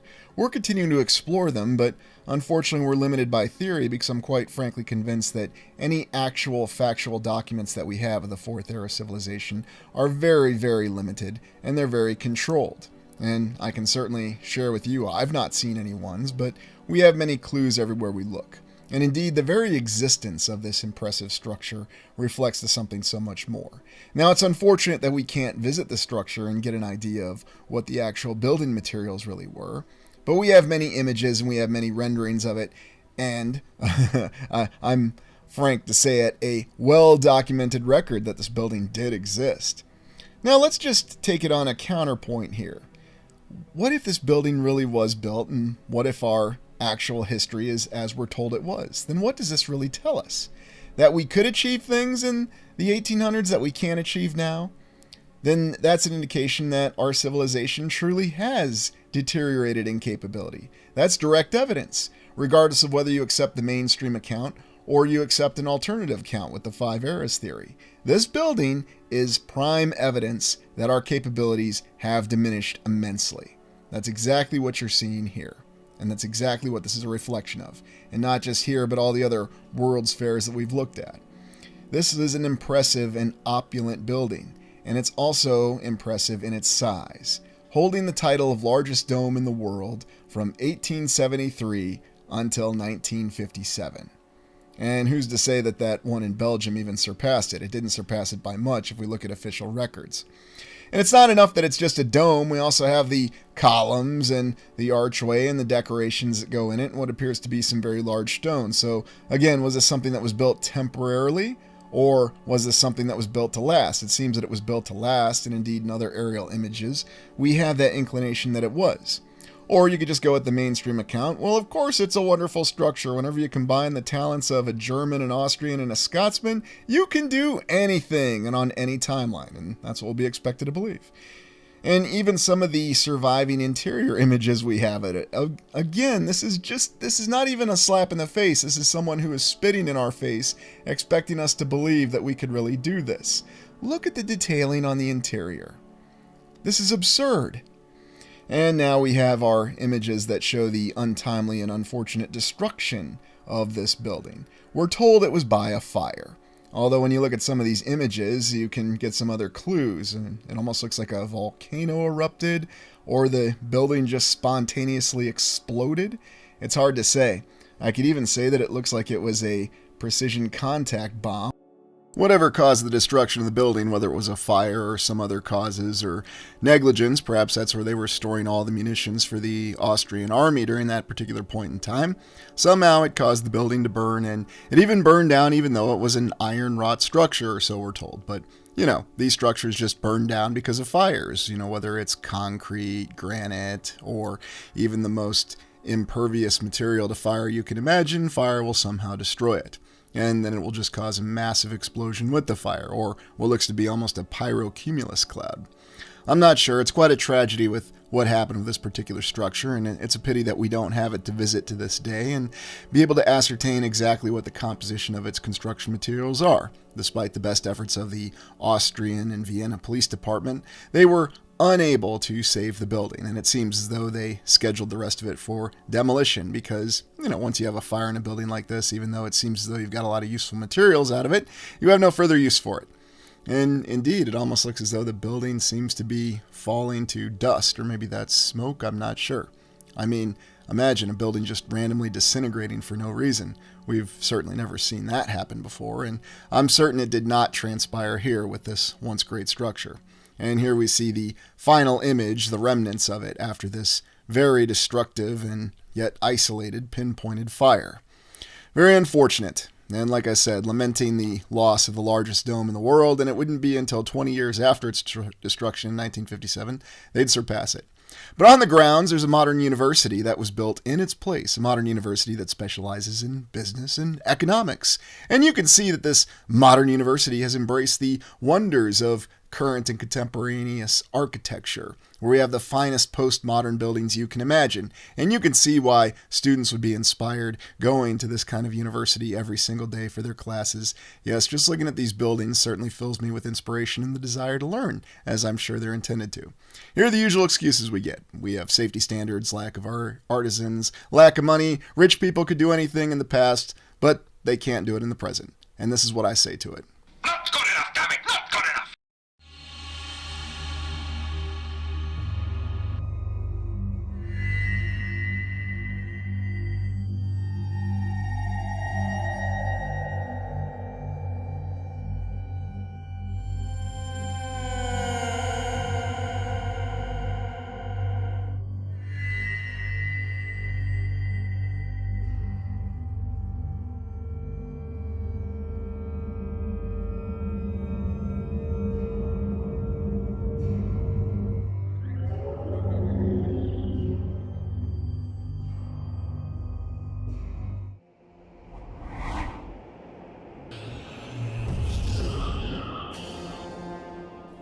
The wondrous city of Venice. It's built on a group of 126 islands, and it's separated by expanses of open water and by canals. Portions of this city are linked by 472 bridges, and it's why it's called the City of Bridges, along with many other sobriquets. And yet when we step back and look at the romantic inclinations that come with Venice, there may be a much darker mystery behind this very wondrous city. We don't exactly know when Venice was originally settled, but we're told that the individuals fled from a city and started another city in an area where they couldn't be followed. It was originally part of the Western Roman Empire, part of the so-called Byzantine Empire, although here it says the Eastern Roman Empire. I thought they were the same thing. It was a Republic of Venice for over 1,000 years, falling under the Habsburg monarchy, the kingdom, and then finally the nation of Italy in due time. So quite a history of many different flags, and yet perhaps the most interesting thing about Venice is that we're informed it was its own republic, and indeed it was considered the powerhouse of the Mediterranean for the longest period of time.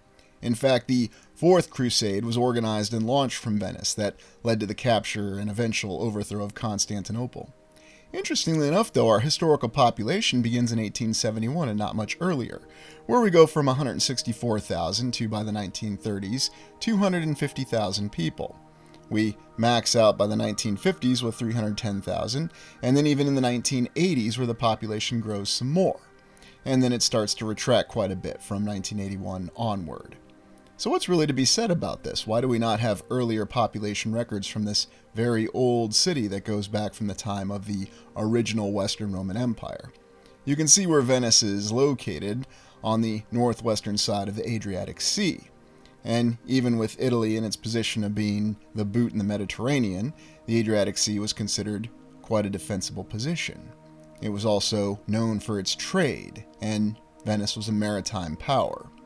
Yet the founding story is quite intriguing, a group of refugees that fled another city to start their own city. And what an interesting symbol that we have for the city of Venice. It's a lion with wings. I wonder when we look a little closer, is this really supposed to be a lion with wings holding a sword or a dagger? Or is it some sort of modification on some other sigil?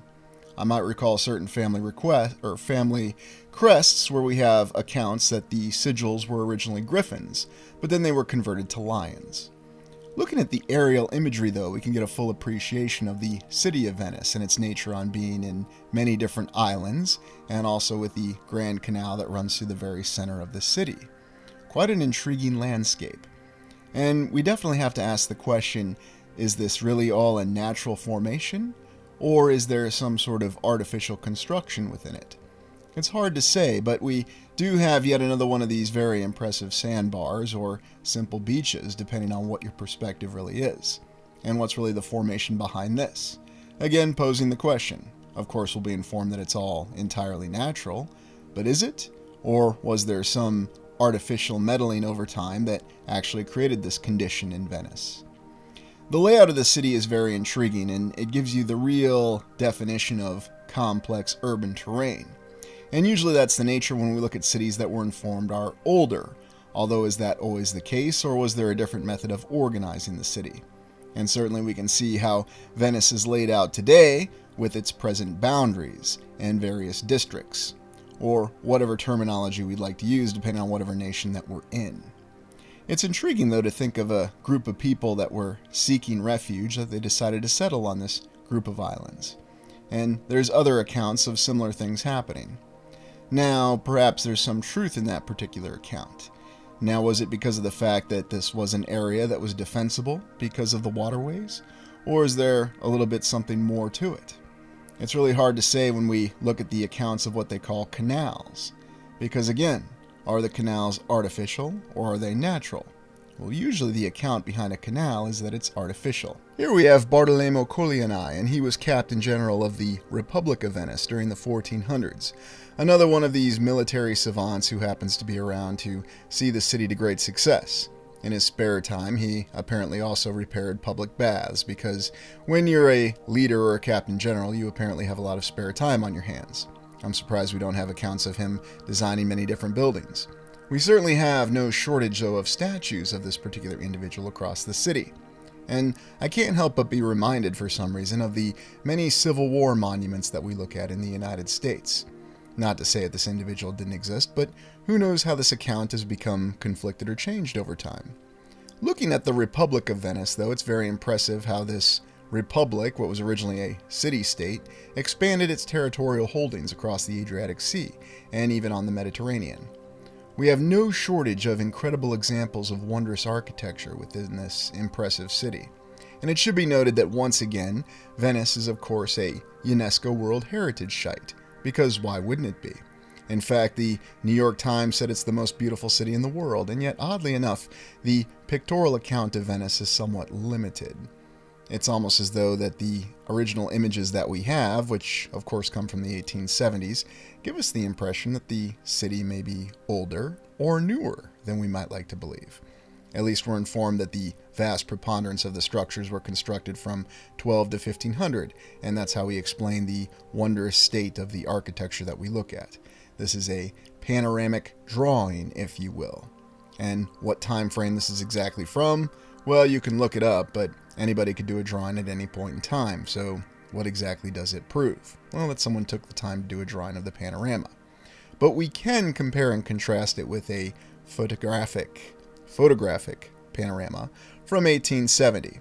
And yes, I'm playing the word game a little bit today, but I find it very intriguing that our initial population count from Venice and then our first panoramic image originates from the 1870s according to the official account.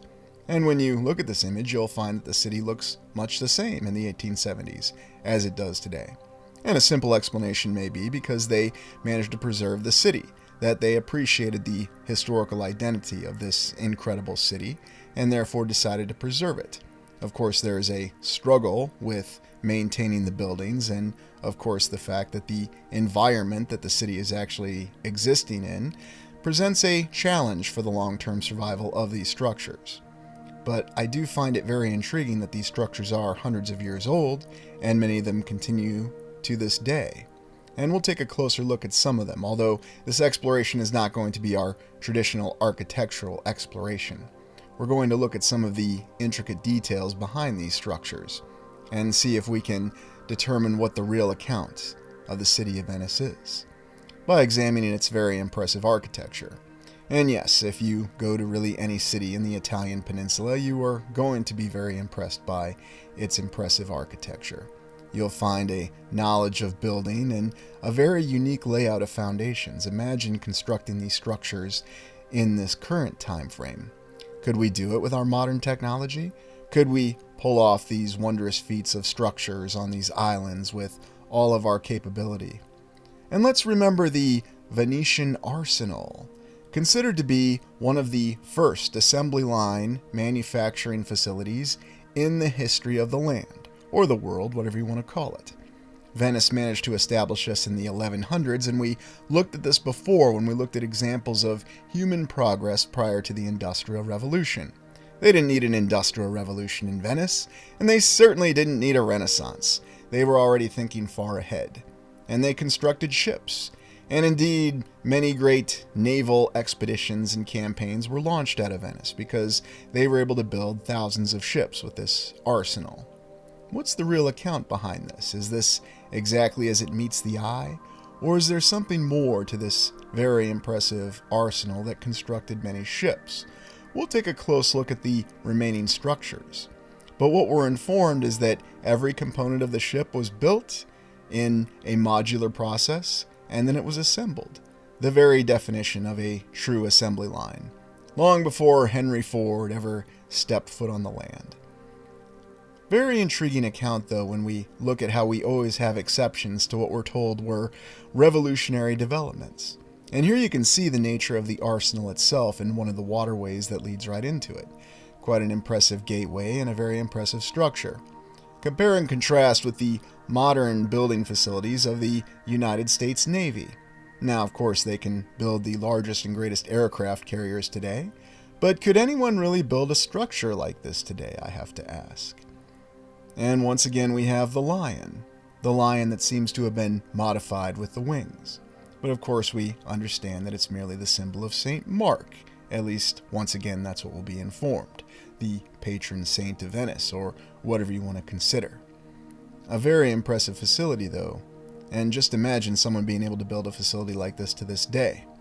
And we have the older images from the 1800s that, again, give us an idea of its impressive glory.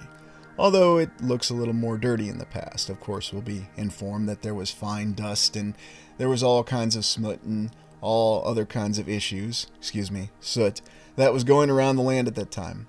We even have other examples of other dockyards and other facilities across the land that were used by the Venetians in their maritime prowess. And it should also be recalled that the great individual Marco Polo came from Venice, when it was really the city and the height of the Republic of Venice. Now let's take a look at some of their palaces and art.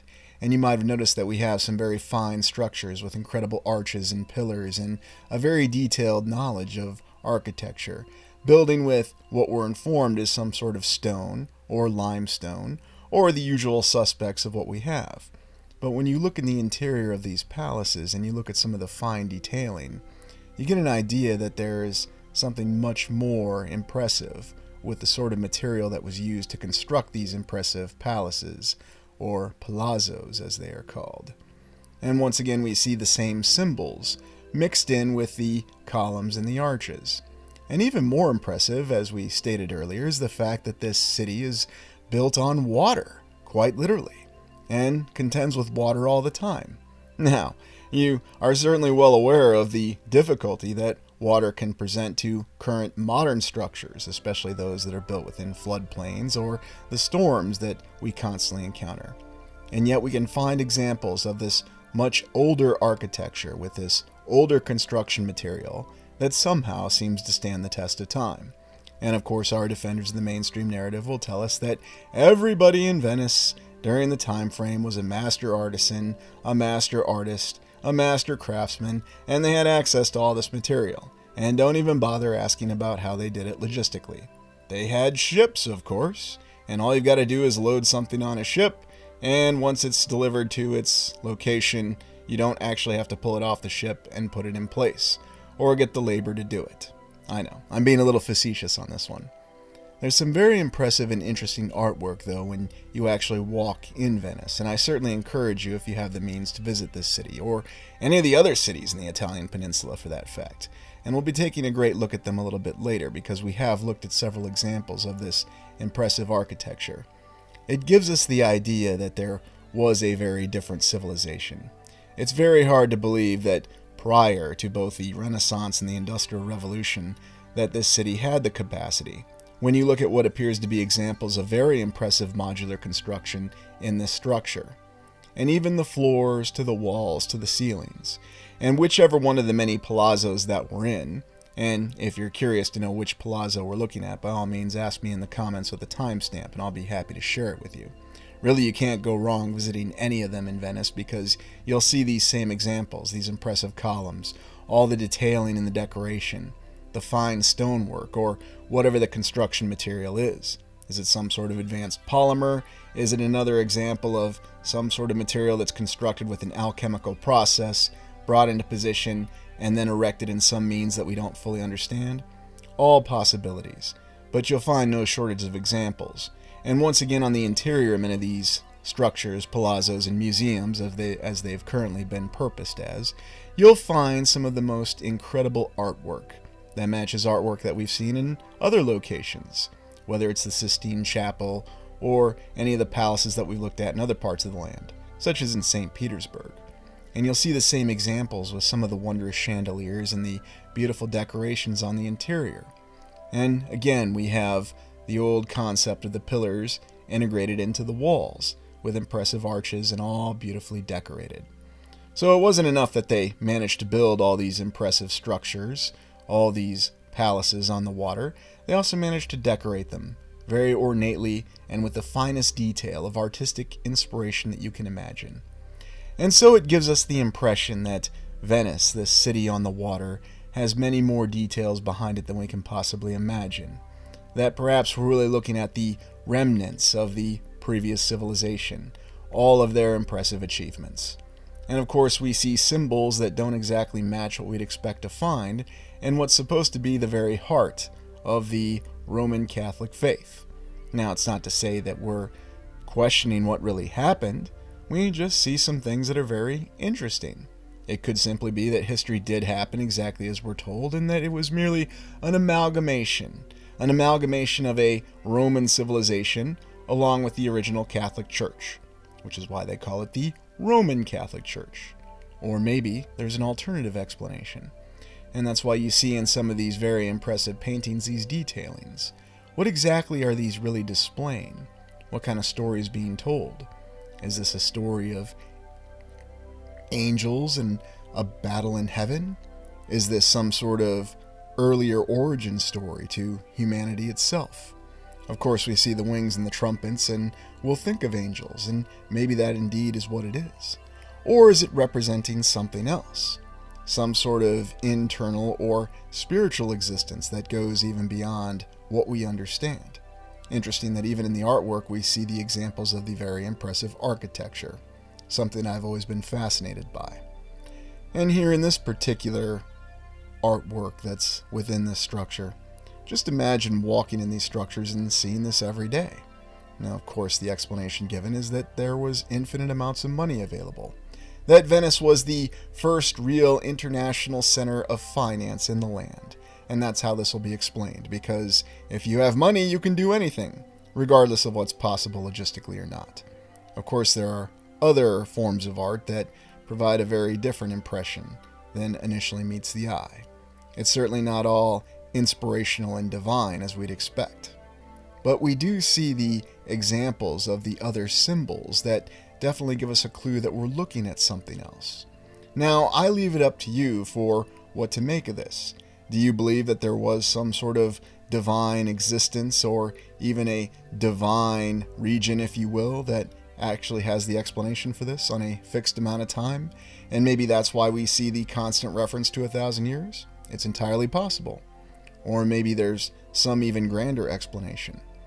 Whatever the case, we do see these similar symbols everywhere across the land. And whether we're in Italy, the United States, or anywhere else in Europe or across the land, there are too many symbols that overlap to simply ignore. Now again, you could say that it's merely the product of inspiration and the product of communication and people wanting to be able to replicate what they had seen. But how could they replicate it so effectively? How could they build to such an extent to the fact that it's still enduring to this day? Imagine being able to construct a structure like this today and know that it's going to be standing 500, 1,000 years from now. What exact confidence would that give you in your civilization? And not just that, but also in the ability of enjoying your own life. St. Mark's Square is a very impressive area within Venice, and indeed it's been featured in many films. In fact, multiple James Bonds have been in Venice. You might remember the Roger Moore James Bond had a rather interesting scene where he was chased in a gondola that developed wheels. At least it looked like he was enjoying himself, unlike Daniel Craig's James Bond, but that guy wasn't enjoying much of anything at any point in time. You can see, though, in this impressive tower we have yet another tower, and yet another explanation behind what this tower is supposed to be and what it's supposed to represent. But I've never quite seen anything like what we've seen with many of the structures. We have our usual domes, and on the inside of the domes we have the impressive images. For whatever reason, this is reminding me of the Cathedral Basilica of St. Louis in the United States, even though we have an account that that particular artwork was done more recently. We now turn our attention to the Carnival of Venice, and we're informed that the Carnival of Venice started after a military victory in the 1100s, and Venice celebrated until it was banned by the Holy Roman Emperor in the late 1790s. Recently, this carnival was revived in the 1970s. Now, what's really the purpose behind this carnival? And looking at the other many great events that we have, such as Oktoberfest, and I was reminded by a comment in an earlier exploration that we oftentimes don't know or question the origin of these celebrations we're doing. And yet this carnival in Venice is quite intriguing. It showcases the most brilliant masks and dressing up in very elaborate fashion. But we have to ask the question, is there a deeper meaning behind this? Now, I'm certainly not suggesting that many of these people who go to this carnival have any idea in terms of what they're actually celebrating. They're simply following traditions. But there seems to be a deeper meaning behind this. For example, we have our favorite mask with the bird's beak on it once again, or the old plague doctor mask. And yet it seems that this Carnival of Venice may be commemorating something else, something much more insidious, especially when we look at the official historical account that says that it was celebrated for the longest time. And of course we have our plague doctor mask again, because Why wouldn't we have it? And that's really where we have to ask the question of what's going on. What is this really commemorating or celebrating?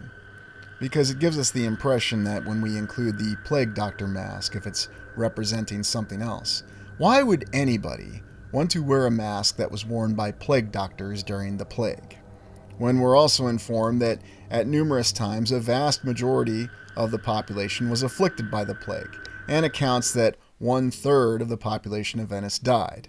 Maybe that's why we don't have a population count. Or perhaps it's actually alluding to something else. And this carnival in Venice draws millions of visitors every single year. And you can certainly visit it on your own, to include He-Man apparently. But beyond that, what exactly are they celebrating? Why was this banned, or was it banned?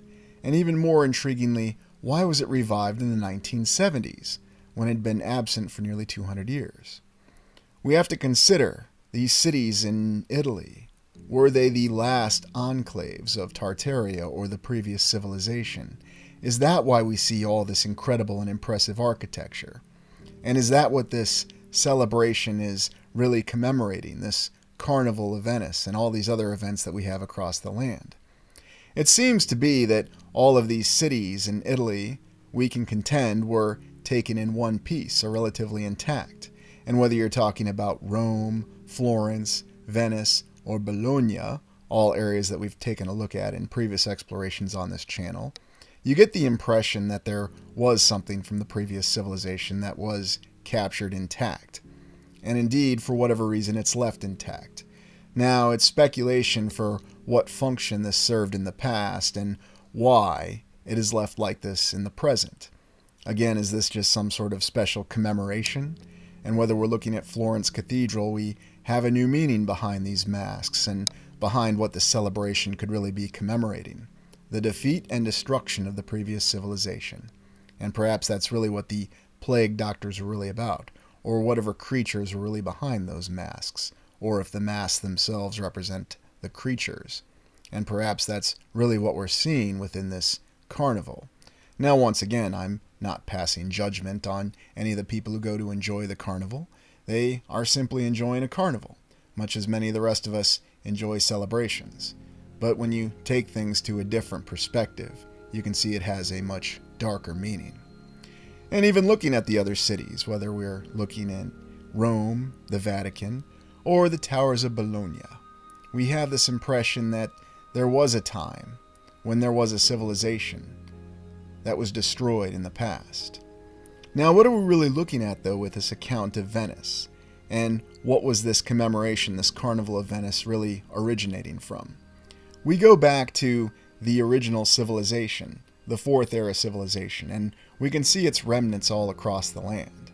Now, there are people who would try to convince us that there are no remnants anywhere across the land, that there are no foundation structures. There are certainly no structures that we cannot possibly explain. Everything can be done.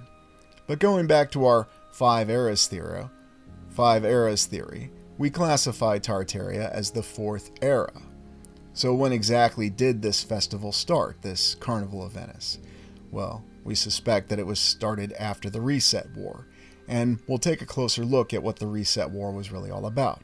We had the Reset, which ended the Fourth Era, and then we had the Reset War, which was designed to destroy the surviving enclaves of the Fourth Era civilization in order to enable the final transition to our current civilization.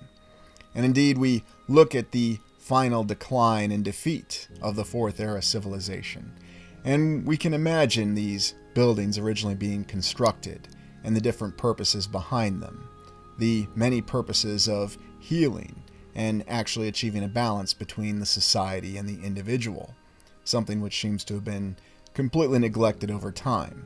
And looking for a balance now is just not something you're going to see. About the only balance that you'll find is in the amount of duality that you'll encounter. But when we look at these images and we see all the destruction across the land, and it's not just limited to certain cities in the United States in the 1800s, you can actually step back and you can see it across the land. We also speculate at what the height of the Fourth Era really was, what they were able to achieve with some of their structures, and perhaps what Venice really looked like at the height of its ascendancy is something beyond our imagination. And indeed, we did achieve that civilization that had that balance between the individual and the society. Now again, it's not an egalitarian concept, although it's often mistaken for that. It's really achieving a balance between what an individual's personal strengths and ambitions are and what the needs of a society are.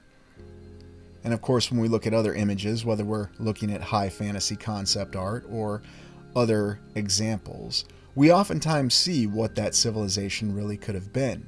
It gives us a great idea. But don't mistake yourself for believing that examples don't exist to this day, because you can still go to any city or any small town and you will see surviving examples of this architecture to this day. You cannot deny it because of the fact that it survived. Now you can try to explain it. You can accept the explanation that yes, it was just craftsmen. It was master artisans who decided not to pass their esoteric skills of construction. And you can completely hand-wave the logistics questions away and just assume that it was all done by people who were walking on undeveloped roads, who had no railroad, and only had horsepower and carts with wheels to move around these massive blocks, and that's how they constructed this. And if you want to accept that, then that's entirely on you. But when we consider what the ascendancy of the previous civilization was, and we theorize on what tremendous capabilities they had, we have to consider the logistics question. We have to really think on what means they had to construct these amazing structures that still endure to this day. What kind of logistical capacity did they have? Were they just limited to ground transportation?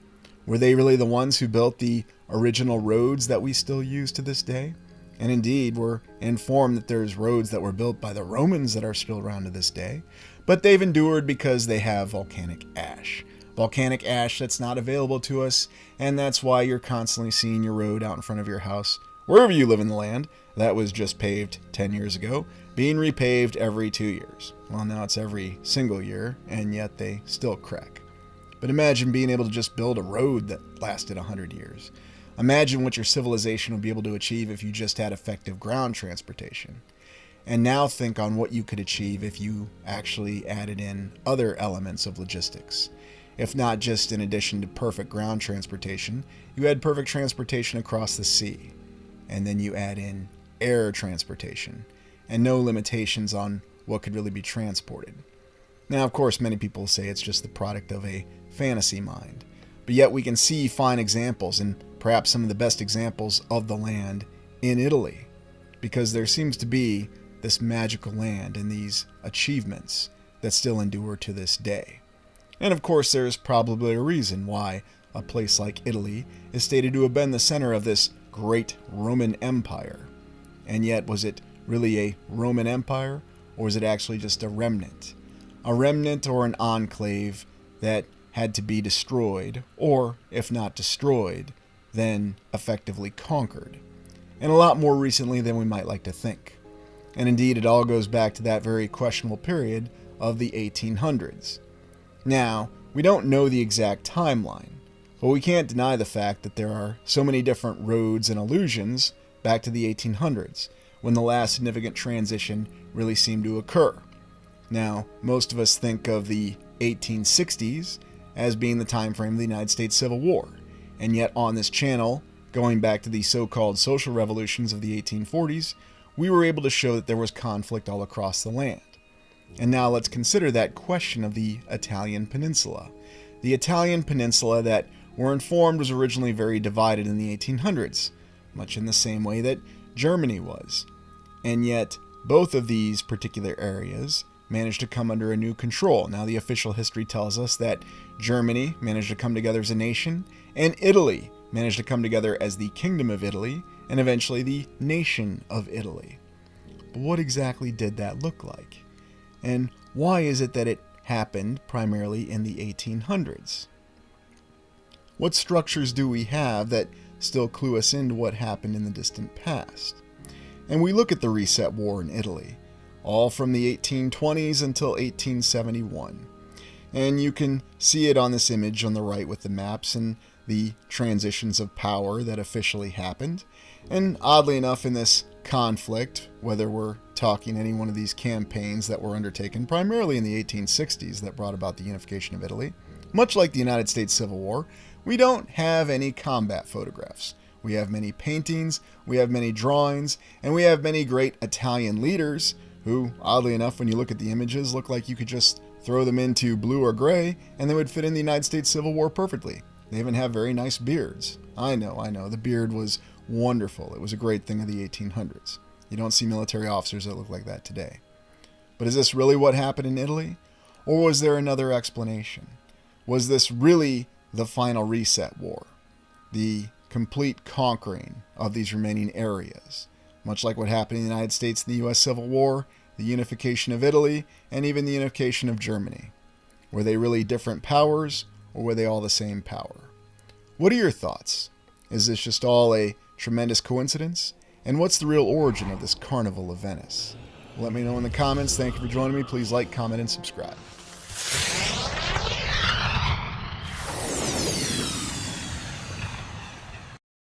Welcome to the Restitutor Orbis channel, and today we're going to be conducting an exploration of Old World Scotland, the Greece of the North. The term Greece of the North comes from calling Edinburgh Athens of the North, because supposedly there was a lot of neoclassicist architecture that's established in Edinburgh. Although I have to admit, as an American by birth and in the academic community of Americans, we tended not to think of Scotland or Edinburgh as a city that reflected neoclassic or Roman Greco architecture. But let's take a look. Now, I'm not going to consider the historical perspective so much in this because I think it's more important to take a look at Scotland just on what we have with the images and see how it contrasts with what we tend to think of Scotland as. We see Edinburgh Castle here in this old painting or coloring or depiction or whatever you want to call it, and we notice that it's built upon a hill, and you can still see that today. And that brings up many questions as well. What's always difficult for explorers when they look into European cities is we do have the history for Europe that we don't have in America, and it's not quite as a glaring contrast when we conduct explorations within America. But I think it's important to take a look at Europe because even though we have a history there, there are still many anomalies. For example, taking a look at Calton Hill here in Edinburgh, we see many of the monuments, and that's what Calton Hill is known for. For example, we have the Nelson Monument to recognize the great naval hero Nelson in the Battle of Trafalgar. We also have the Scottish National Monument that was to recognize the Scottish fallen in the Napoleonic Wars.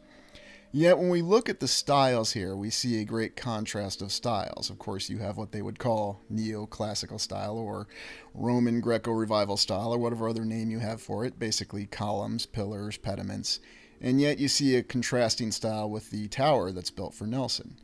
Yet when you look at some of these buildings, and it should be noted that this photo is supposedly from the late 1830s, very interesting photo, the buildings that are Roman Greco do look newer. But are they really newer? Or is there something else going on in this photo? Because we recall the Roman Greco buildings that we see in the World's Fairs, and they look brand new and white, but we'll be told that's stucco. And yet here you see more of a traditional building that you would expect to see in Scotland, more of the castle architecture, if you will. The castle architecture that we're not supposed to see in the United States. We have a series of photos from Scotland that's from the 1840s. And yet we don't see as clear of a photo as we saw from the one in the 1830s. And we see the giant cathedral, we see the walls, and it's interesting because a lot of these photos depict these buildings as looking a lot older. And you'll say, well, of course, Edinburgh's been around for well over 1,000 years and it has the history to back it up. That's fine. Yet we see strange conflicts when we actually look at the buildings. Here we looked at this Bank of Scotland, and this is another 1840s photo, and yet this already looks very old. What's with the scaffolding on the inside? What's with the pediment? And what's with the columns? And we'll be told, well, it's because they burned a lot of coal back then. There was just a lot of random dust. The climate was different, and therefore it explains a lot of the strange weathering that you see in these photos. And also the quality of the photos was poor. Yet when we contrast that with the first photo that's supposedly earlier than these 1840s photos that we see, it's very odd. And also when you consider the fact that many of these monuments to different authors or heroes of the Enlightenment, which is what Edinburgh was recognized, because Edinburgh was a city that was recognized for representing the Enlightenment at the time. It's very interesting because it's not something that a lot of historical circles, especially in United States academia, which I did work in for many years, really talk about. And we have a different view of Scotland in the United States. Yes, it's a very beautiful place. You have the lochs and, pop culture. People always refer to Highlander or more currently Outlander. What is it with the landers in Scotland? I don't know. But Scotland's much more than a place where fictional characters named Jamie suffer immensely. And here in this photo, you see the conflicting architectural styles. Here you see this beautiful street that looks like it's very well paved with bricks. Always interesting that that lasted so long, and what mysteries are going on with these photos. For example, the little tower there. Supposedly this is work on Waverley Bridge, although what work they're actually doing on it I'm not sure. And yet you see many of the same architectural schemes that we see when we look at buildings in the United States. Here we have the Scottish National Gallery, which was established in 1859 or so we're told, and Edinburgh Castle in the background. So once again, and this is supposedly a contemporaneous photo taken, it looks like the Scottish National Gallery is a lot older. I mean, did it already pick up all that coal soot in a short amount of time? Interesting photo because we do actually see clouds in this, so this shows us that they had the capability to capture clouds with photography at the time. Very beautiful building, and once again you see the contrasting styles, and we'll be told that this is a mix of neoclassical styles where they're recognizing the Roman Greco construction capabilities. Apparently this all came from the father of archaeology, Mr. Winkelmann, who was a German, who went down and explored all these old areas and did these writings, and this just happened to coincide in the 18th century with the rise of neoclassicism and the Renaissance and the last phase of the Renaissance, and that's why you see all these buildings that reflect Roman Greco architecture.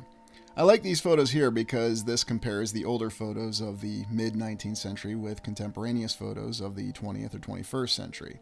And you can see how a lot of these locations, like here we're looking at Edinburgh Castle, it looks like Edinburgh has retained a lot of its identity and a lot of the original structures there.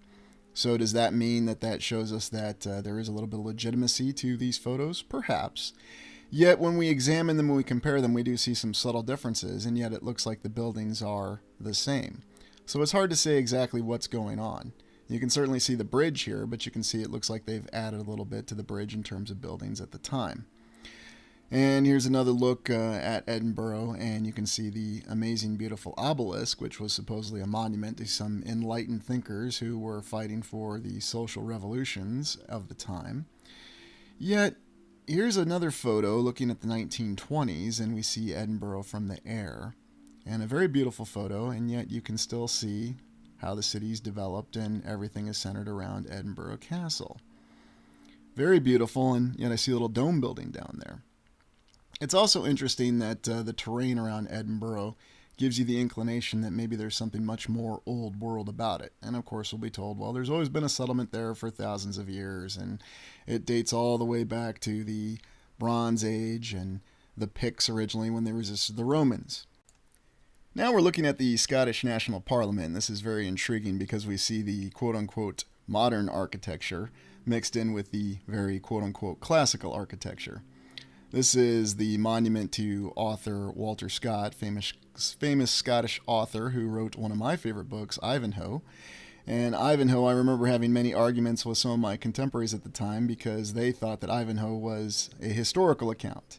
And it is a historical novel, but it's a fictional account in a historical setting, as a historical novel is stated to be. But regardless, maybe they were right. Maybe it really was a historical account. Here's another view of the Scottish Parliament, and it contrasts quite beautifully with the older buildings that we see. Ah, yes, look at this fine modern architectural styling and artwork. It's amazing how you can look into your intuition and you can see how it contrasts with the older stylings that we see of the so-called neoclassic era. And look at this here, one of the interiors of the Scottish National Parliament. You know, this looks like a fine debate room. Reminds me of many the modern lecture halls that I see in universities across the world. You have these beautiful old world buildings, and then you put something like that in there. Now, here's a prospect, as they call it, of Edinburgh Castle from the distant past, and we can see that, according to these renderings, that Edinburgh Castle always had a very similar look to it. Although we're told that Edinburgh Castle was built slowly over a period of 1,000 years and slowly augmented, as would make a lot of sense with any castle, and it's the main building feature, and really it's the main terrain feature of Edinburgh. It's fascinating how with a lot of these old world cities, you always seem to have a large terrain feature or a large hill, and of course, well, it's the most defensible terrain feature, and that's where you'd put a castle on. Yet conversely, modern military and even military minds from the time would tell you that fixed fortifications are a monument to the stupidity of humanity. So I guess we're just supposed to accept the fact that people always relied on fixed fortifications even though they thought they were foolish. Look at the beautiful dome there in the foreground with some of the pediments on top of it. And here's where you really see the great amalgamation of architectural styles within Edinburgh. It's as though we have all these elaborate explanations to try to give us an idea of why we have these contrasting architectural styles in these cities. And of course, people will just say, well, you had these amazing settlers who could do these amazing things in the United States, and in Scotland and Europe, you'll be told, well, they had all the time in the world to construct these amazing edifices. Beautiful view here inside of Edinburgh Castle. I like the arch right there and some of the block work, and then of course the turrets. Now, when exactly was this constructed? It's hard to say. You've got a lot of history to go with it. Here's a statue of Robert the Bruce and William Wallace, the two great national heroes of Scotland, although supposedly these statues were added in 1928, 1929. Fascinating to me that they weren't already in existence in the castle. But here you see some of the amazing block work, and who knows if that sidewalk or roadway was constructed at a later time. Yet it's standing up very well. Was there any renovation done to it, or when exactly was it constructed? That's always the difficulty that you have. And here we have a stained glass window depiction of St. Margaret, a Scottish queen from the 11th century. Now people ask me, do I think that just because we believe that a different civilization may have constructed this castle, does that mean that the history doesn't apply? Well, the reality is the history can still apply because it could be overlapping timelines, it could be alternate realities, or there could be a lot of inserted time. That doesn't mean that the history that we're given didn't happen in some fashion. But it could mean that there are different alterations to it, or that things are mixed and matched. We just don't know. It's hard to tell exactly what happened even 100 years ago, let alone 1,000 years ago. It goes along with why the mainstream seems to want to add more time to the timeline and add more distance when we consider the concept of space, because when you have more time and more distance, you can pretty much contrive anything. I think that's the same story when it comes to the account of history. So I'm not meaning to be dismissive of Scottish history, American history, or whatever city we're considering. It's just something to keep in mind that you can be told different accounts of certain things, and there may be truth mixed into them. There may be a lot of truth mixed into them, but that doesn't mean that it's total truth. The beauty of Edinburgh Castle is that we see a lot of advanced construction styles. And of course, it doesn't seem odd that there's a castle in Scotland. It seems odd that there's castles across America, but it doesn't seem odd that there's a castle in Scotland. But what if the real reason we're told that is simply to keep us from asking questions and to look in more detail on what we see in these amazing structures? Because you'll see advanced construction techniques and all this, but you're just supposed to overlook it because they had more time to construct it, according to the mainstream account? Ah yes, Mons Meg, one of those amazing 15th century bombards that they have sitting up in the castle. Doesn't that just look like that's something that's easy to wheel around, and doesn't that ammunition look like it's something that's very easy to transport? I always enjoy it when defenders of the mainstream account love to tell us that logistics was not a problem back then, and apparently it wasn't. I mean, they were able to build these amazing buildings and lug around these gigantic cannons or bombards with ammunition. I always found this interesting that here we have a modern gun that's firing off the 1 o'clock opening of the castle. Let's move back to Calton Hill and examine some of the monuments that still stand there very beautifully today. Calton Hill being the main hill where many of the monuments were built and established or founded, depending on what account that you look at. And I love this little artistic rendering of what Calton Hill looked like in the distant past, maybe 18th century, 19th century, depending on which account you're looking at. I like how you see buildings back there, and what exactly is going on here? Well, it looks like everyone's just having a grand old time, and here you'll see the Nelson Monument, and this was a monument that was built to Lord Nelson, the victor in the Battle of Trafalgar, and of course the Napoleonic Wars is an interesting account, as is the War of 1812. But for some reason, Nelson didn't get a neoclassical monument. What's the actual design on this? This almost looks like the classic castle design monument. So why not give something neoclassical to Nelson? Was he not worthy of it? I'm not exactly sure. But it's a beautiful tower, and it's holding up very well today. And believe me, I don't mean to denigrate the contributions of Lord Nelson if the Battle of Trafalgar did happen as we're told, or if it happened when we're told, or in the reality that we're told. regardless, we can see that it's a very beautiful and advanced structure, regardless of which architectural style that we're told it's constructed with. I like the little sphere on the top of it. It's always the issue because we consider the original photographs that we have of Edinburgh, and perhaps that's what's really interesting about it. Now, this is the Scottish National Monument, and this is considered a bit of an absurdity by some because this was supposed to be a much more elaborate structure, but they just were incapable of building it at the time for a variety of reasons. Who knows what the real account is, but it truly stands out. This is the Dugald Stewart Monument right here in the foreground, and of course Dugald Stewart being a Scottish philosopher, he gets a neoclassical monument. Love those pillars right there, and it's amazing how you have this little structure right there, and yet then you contrast that with some of these other views that you see. You've got the Walter Scott Monument in the background there, and then you've got the obelisk there, which is another monument. So it's hard to say exactly what's going on when we have this contrasting architectural style. And now you're looking at Regent Terrace, which is part of Calton Hill Extension, and of course you see the same architectural stylings as part of this terrace. Very intriguing. And I even like the old brick street there. Yes, the Edinburgh Bank of Scotland, where we have our domes and more of our classical pediments there above the windows, and a very conflicting style of architecture that's still very beautiful. I say contrasting architectural styles because you see three major architectural styles in that picture. And now the Edinburgh City Chambers, originally built as the Royal Exchange in 1760. Very interesting that the 18th century was when they had this neoclassical revival, if you will. How exactly did everyone know how to build these buildings? They just looked at the remnants in Athens and Rome and said, yes, we have architects who can be experts on this. We have builders who can quickly build this. When they supposedly built this was the Royal Exchange in 1760, and you see the pillars, you see the same architectural styles that we see with the pediment and the columns that we see in many buildings across the United States and in other locations that we've looked at. So how exactly did they spread the knowledge on how to do this so quickly? Was it really just that easy? And then the other question I have is, if it was that easy to do in 1760, then why aren't we doing it now? And here we have the statue of Alexander the Great taming his horse, another example of Scotland looking like Greece. I really wonder why is it that a place like Scotland, which has a very strong sense of national pride and national identity, would be so keen on having statues of Alexander and references to Greece. I don't know, perhaps it's just one of those historical accounts where it insults what we're told by the fact that people who strongly resisted Roman and Greco influence back in the time were now the main supporters of it. Moving on to the Walter Scott Monument, a beautiful monument that was built to Sir Walter Scott, the great author of many famous novels, one of the most notable being Ivanhoe, but many others. He, for some reason, got himself a beautiful Victorian Gothic monument. What's also interesting about this monument is that it's the second largest monument dedicated to an author in the world, the only larger one being in Cuba to Jose Marti. Walter Scott was not just an author, but he was also a philosopher, a bit of an enlightened thinker, and had many other talents.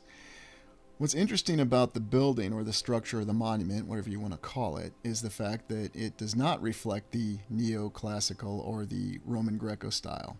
And here's the Jose Marti monument in Cuba, which is the only one that's larger. Now, is this something that we built, or is this something that a different civilization built? Hard to say, but it was built in the 40s, and that's kind of that overlap time, which we're going to be doing a live stream about this Saturday. But back to the Scott Monument, we see the beautiful detail on it. Supposedly many great characters from his novels are featured on this beautiful monument. And we have the usual story that there was a competition between different architects, and the architect who won was afraid that because of his lack of qualifications he wasn't going to be selected. Yes, here we have the beautiful eagle, bird of prey creature, and the Gothic ornamentation, which is why it gets that style title. It's Victorian Gothic.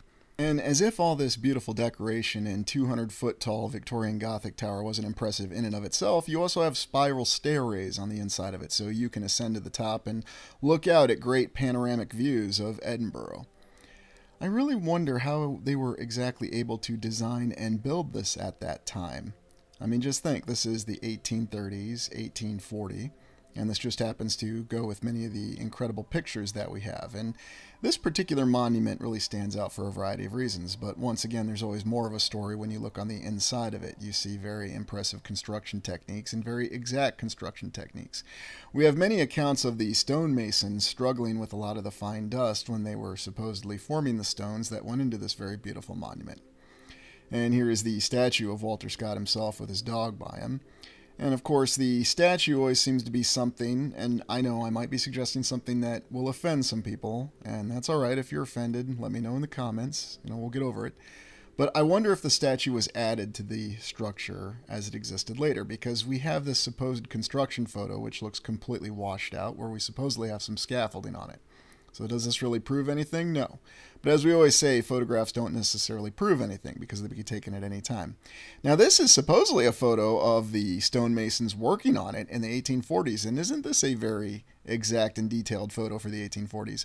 Where's all the blurring? Where's all the difficulty that we normally see? What exactly is going on here, and could that be anywhere? Here's a photo from the 1997 miniseries of Ivanhoe starring Stephen Waddington. Kieran Hines, Susan Lynch, and Victoria Smurfit. It was a great adaptation of Ivanhoe, and certainly something I can recommend. And now let's move on to the beautiful St. Giles Cathedral. The official account will tell us that St. Giles Cathedral was founded, yes, they use that term there, in the 12th century. Why is it we can't say that it was actually built? Why do we have to say founded? You have a couple extra centuries here of history. You can't use it to say it was built, it was constructed, it was founded. On the interior, you see the same gorgeous construction details that you see in many other cathedrals. And I also want you to keep in mind the cathedrals that we just looked at in the United States, because St. Giles is a good baseline cathedral to look at. You see many of the same construction techniques. Now, of course, we'll be told that this is the Gothic architectural style because it's an amazing cathedral and a church. Edinburgh, Scotland. And they build this beautiful church, and yet you still see some strange images in the church, as you always see in all churches or cathedrals or basilicas or whatever they're titled as or called. It is a gorgeous and impressive building. We have the time that they could have constructed it, and yet we see the same architectural stylings. Now we'll be told that the architects in the United States just simply copied this style. But this isn't neoclassical, this is Gothic. Well, the churches all have to look alike, I guess. But yet, look at this. You see the columns in that, and you still see signs of columns in the beautiful arches in this. Now, of course, with more time, they can say that there was different architectural renovations that was done to this edifice over the hundreds of years that it's been in existence. So be it. Yet it looks so similar to what we already saw, and you see the beautiful stained glass windows. And yet it's just baffling because not only does it set a baseline for how things are supposed to be, according to the mainstream account, it's also an incredible contrast with what we see that was done in the United States. Remember that we had some churches in the United States that were told were constructed in 3 years, and then we have the Washington National Cathedral that we're told took, about 70, 80 years. In any event, why is it some churches take hundreds of years, others only take a few, and others take a few decades? It's just another contrasting account. How could there be such variance in the construction abilities? And remember, they originally built this incredible cathedral before the Industrial Revolution. So for people in the comments section who want to say that the Industrial Revolution explains everything, no, I don't really think it explains much of anything at all. Especially considering that the timeline variances within the United States cathedrals was well after the second Industrial Revolution. Maybe we'll have a digital revolution, as we call it, soon. And look at this beautiful detail here with a little face up there by the arches. See, those are the kind of little stylings that you see in there that, what are you going to say, that was carved? That was done back in the 12th century or in the subsequent centuries since then? This is a doorway that supposedly doesn't exist anymore, and it was part of the original doorway from the 12th century, although I don't know for sure, conflicting accounts, but it's very beautiful. And yet you see columns that look like they're columns that could be from the quote-unquote Roman Greco style. Here's a photo of the reopening of the cathedral, and it looks brand new from the 1880s, if the dating on the photo is to be believed. I'm just not sure what to make of this because, we see these photos and we see these buildings that look brand new, but this is a building that's from the 12th century. Look at the ceiling up here in this part of the chapel. Unbelievably gorgeous and detailed. How exactly was that done? I mean, I don't know. I don't know what the actual historical account is. I don't know if these are overlapping timelines or what. It's just hard to say. Let's take a look at Waverley Station. We always have to take a look at a nice train station as we do in our other city explorations, and Edinburgh should be no different. Now, we have the understanding that Waverley train station was built in the 1860s, and then they augmented it over time.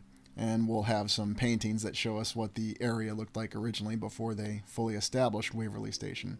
You can even find a very interesting time lapse on it on YouTube on how Waverley Station developed over time. But you see, it's a very beautiful building, and something that will probably be told in the United States would be Second Empire Renaissance Revival style, or whatever Renaissance Revival style you want to call it.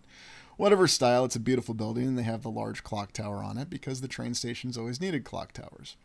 And yet here, next to the train, you see some of the detailing on that wall there with the arches and some of the pillars that are built into it. Very beautiful. And even the supporting strut on that bridge that goes over it. Of course, trains started in Scotland and in Great Britain at that time, as we're told. And isn't that a beautiful view there? Right there, you've got the Scott Monument, and then you have Waverley train station. And yet you see this, well, look at the tower, and oh, look at the beautiful dome over there. You know, you're just completely overwhelmed whenever you look at any citywide scapes of Edinburgh. It's just incredible. It's almost as though it's some sort of amalgamation nexus point in time with these conflicting styles. But there's Waverley Station right there, and you can see just how large this facility is. And here's a closer look at the building. And this reminds me of the Mitchell Building in Milwaukee, something that was built in about the same time frame, the 1860s. So does this really prove anything, or could this be some other building from some other time? It's hard to say. And here you look at the old black and white photo, and you can see that many of the same styling cues were there. Now, what date is this photo from? I'm not sure. I can tell you what the dating on the digital file says, but does that prove it's from that time? No, absolutely not. And then looking on the inside of this gorgeous Waverley Station, and look at this beautiful dome and the ceilings. And again, it's the same architectural style that we're seeing in the United States. Yet separated by an ocean, separated by many other details, many other expertise in architects. Was everybody replicating this at the same time too because it was so easy? It's hard to say. Yet here you see the little bit of what looks to be a castle wall there to the right, and you contrast that with some of the other buildings in the distance. And now looking again at the interior, and yet we can also see more decorative details on this. And why do you need these decorative details on a train station? It's as though every train station needed to be beautiful and gorgeous. So while you were sitting there waiting for your train, you were just completely taken away by the architectural stylings. And what would a modern train station look like? Well, just look no further than the modern Amtrak and see what that has to provide you. This is beautiful. And this is, again, something that was all from the 19th century. And compare and contrast it with the other train stations that we've looked at. What are the similarities and what are the differences? That's where we have a difficulty in explaining what the theories behind this are, because why would everybody build train stations that look the same? Now we move on to Surgeons Hall, built in 1832, houses the Royal College of Edinburgh Surgeons, supposedly. Very beautiful building, and of course they get a neoclassical building because, they're surgeons, because you need to have beautiful columns to indicate that it's the headquarters of a surgeon's hall, and a pediment, of course. Again, the conflicting style, and yet why do they call Edinburgh the Athens of the North, or, as we've just decided to call Scotland, the Greece of the North? Because you have buildings like this, because you have a statue of Alexander. The interior of this building is just as impressive, because here you have the pillars on the inside and the beautiful skyline, or skylight. Now this has obviously been renovated and modernized, but you can still see the original architecture. I like how they hang up the little banner next to it, next to those old columns. So what's exactly going on here with this kind of a building? 1832.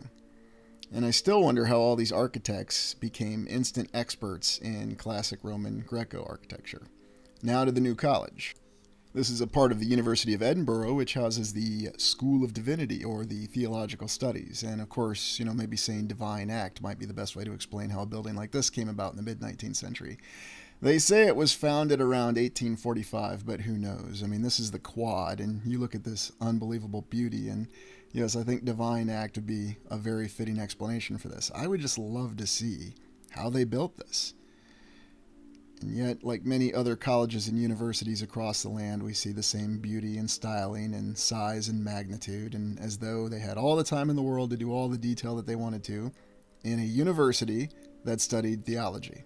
I thought we'd take one final look at the Bank of Scotland, because these conflicting architectural styles, I think, sum up Edinburgh very nicely. What's really going on here? It's hard to say. Is the historical account correct, and that's the reason why we have these conflicting architectural styles? Or is there something much more going on? And we'll close out the exploration by taking a look at the photo of the exposition in Glasgow in 1888 and look at the beautiful buildings there. And I'm sure those were temporary buildings and they had to tear those down as soon as it was done, but it's quite impressive nevertheless. And then they did another one in 1901 because the one in 1888 apparently wasn't sufficient enough. Isn't it fascinating that there were world expositions that were going on simultaneous to the other world expositions that were going on all over the land at the same time? And they all managed to do these temporary beautiful buildings. Here's the interior of one in Glasgow. So what do you think? Let me know in the comments about Scotland, Edinburgh, and these incredible buildings and these conflicting accounts and architectural styles that we have. Is there something more elaborate going on? Well, thank you for joining me. Please like, comment, and subscribe.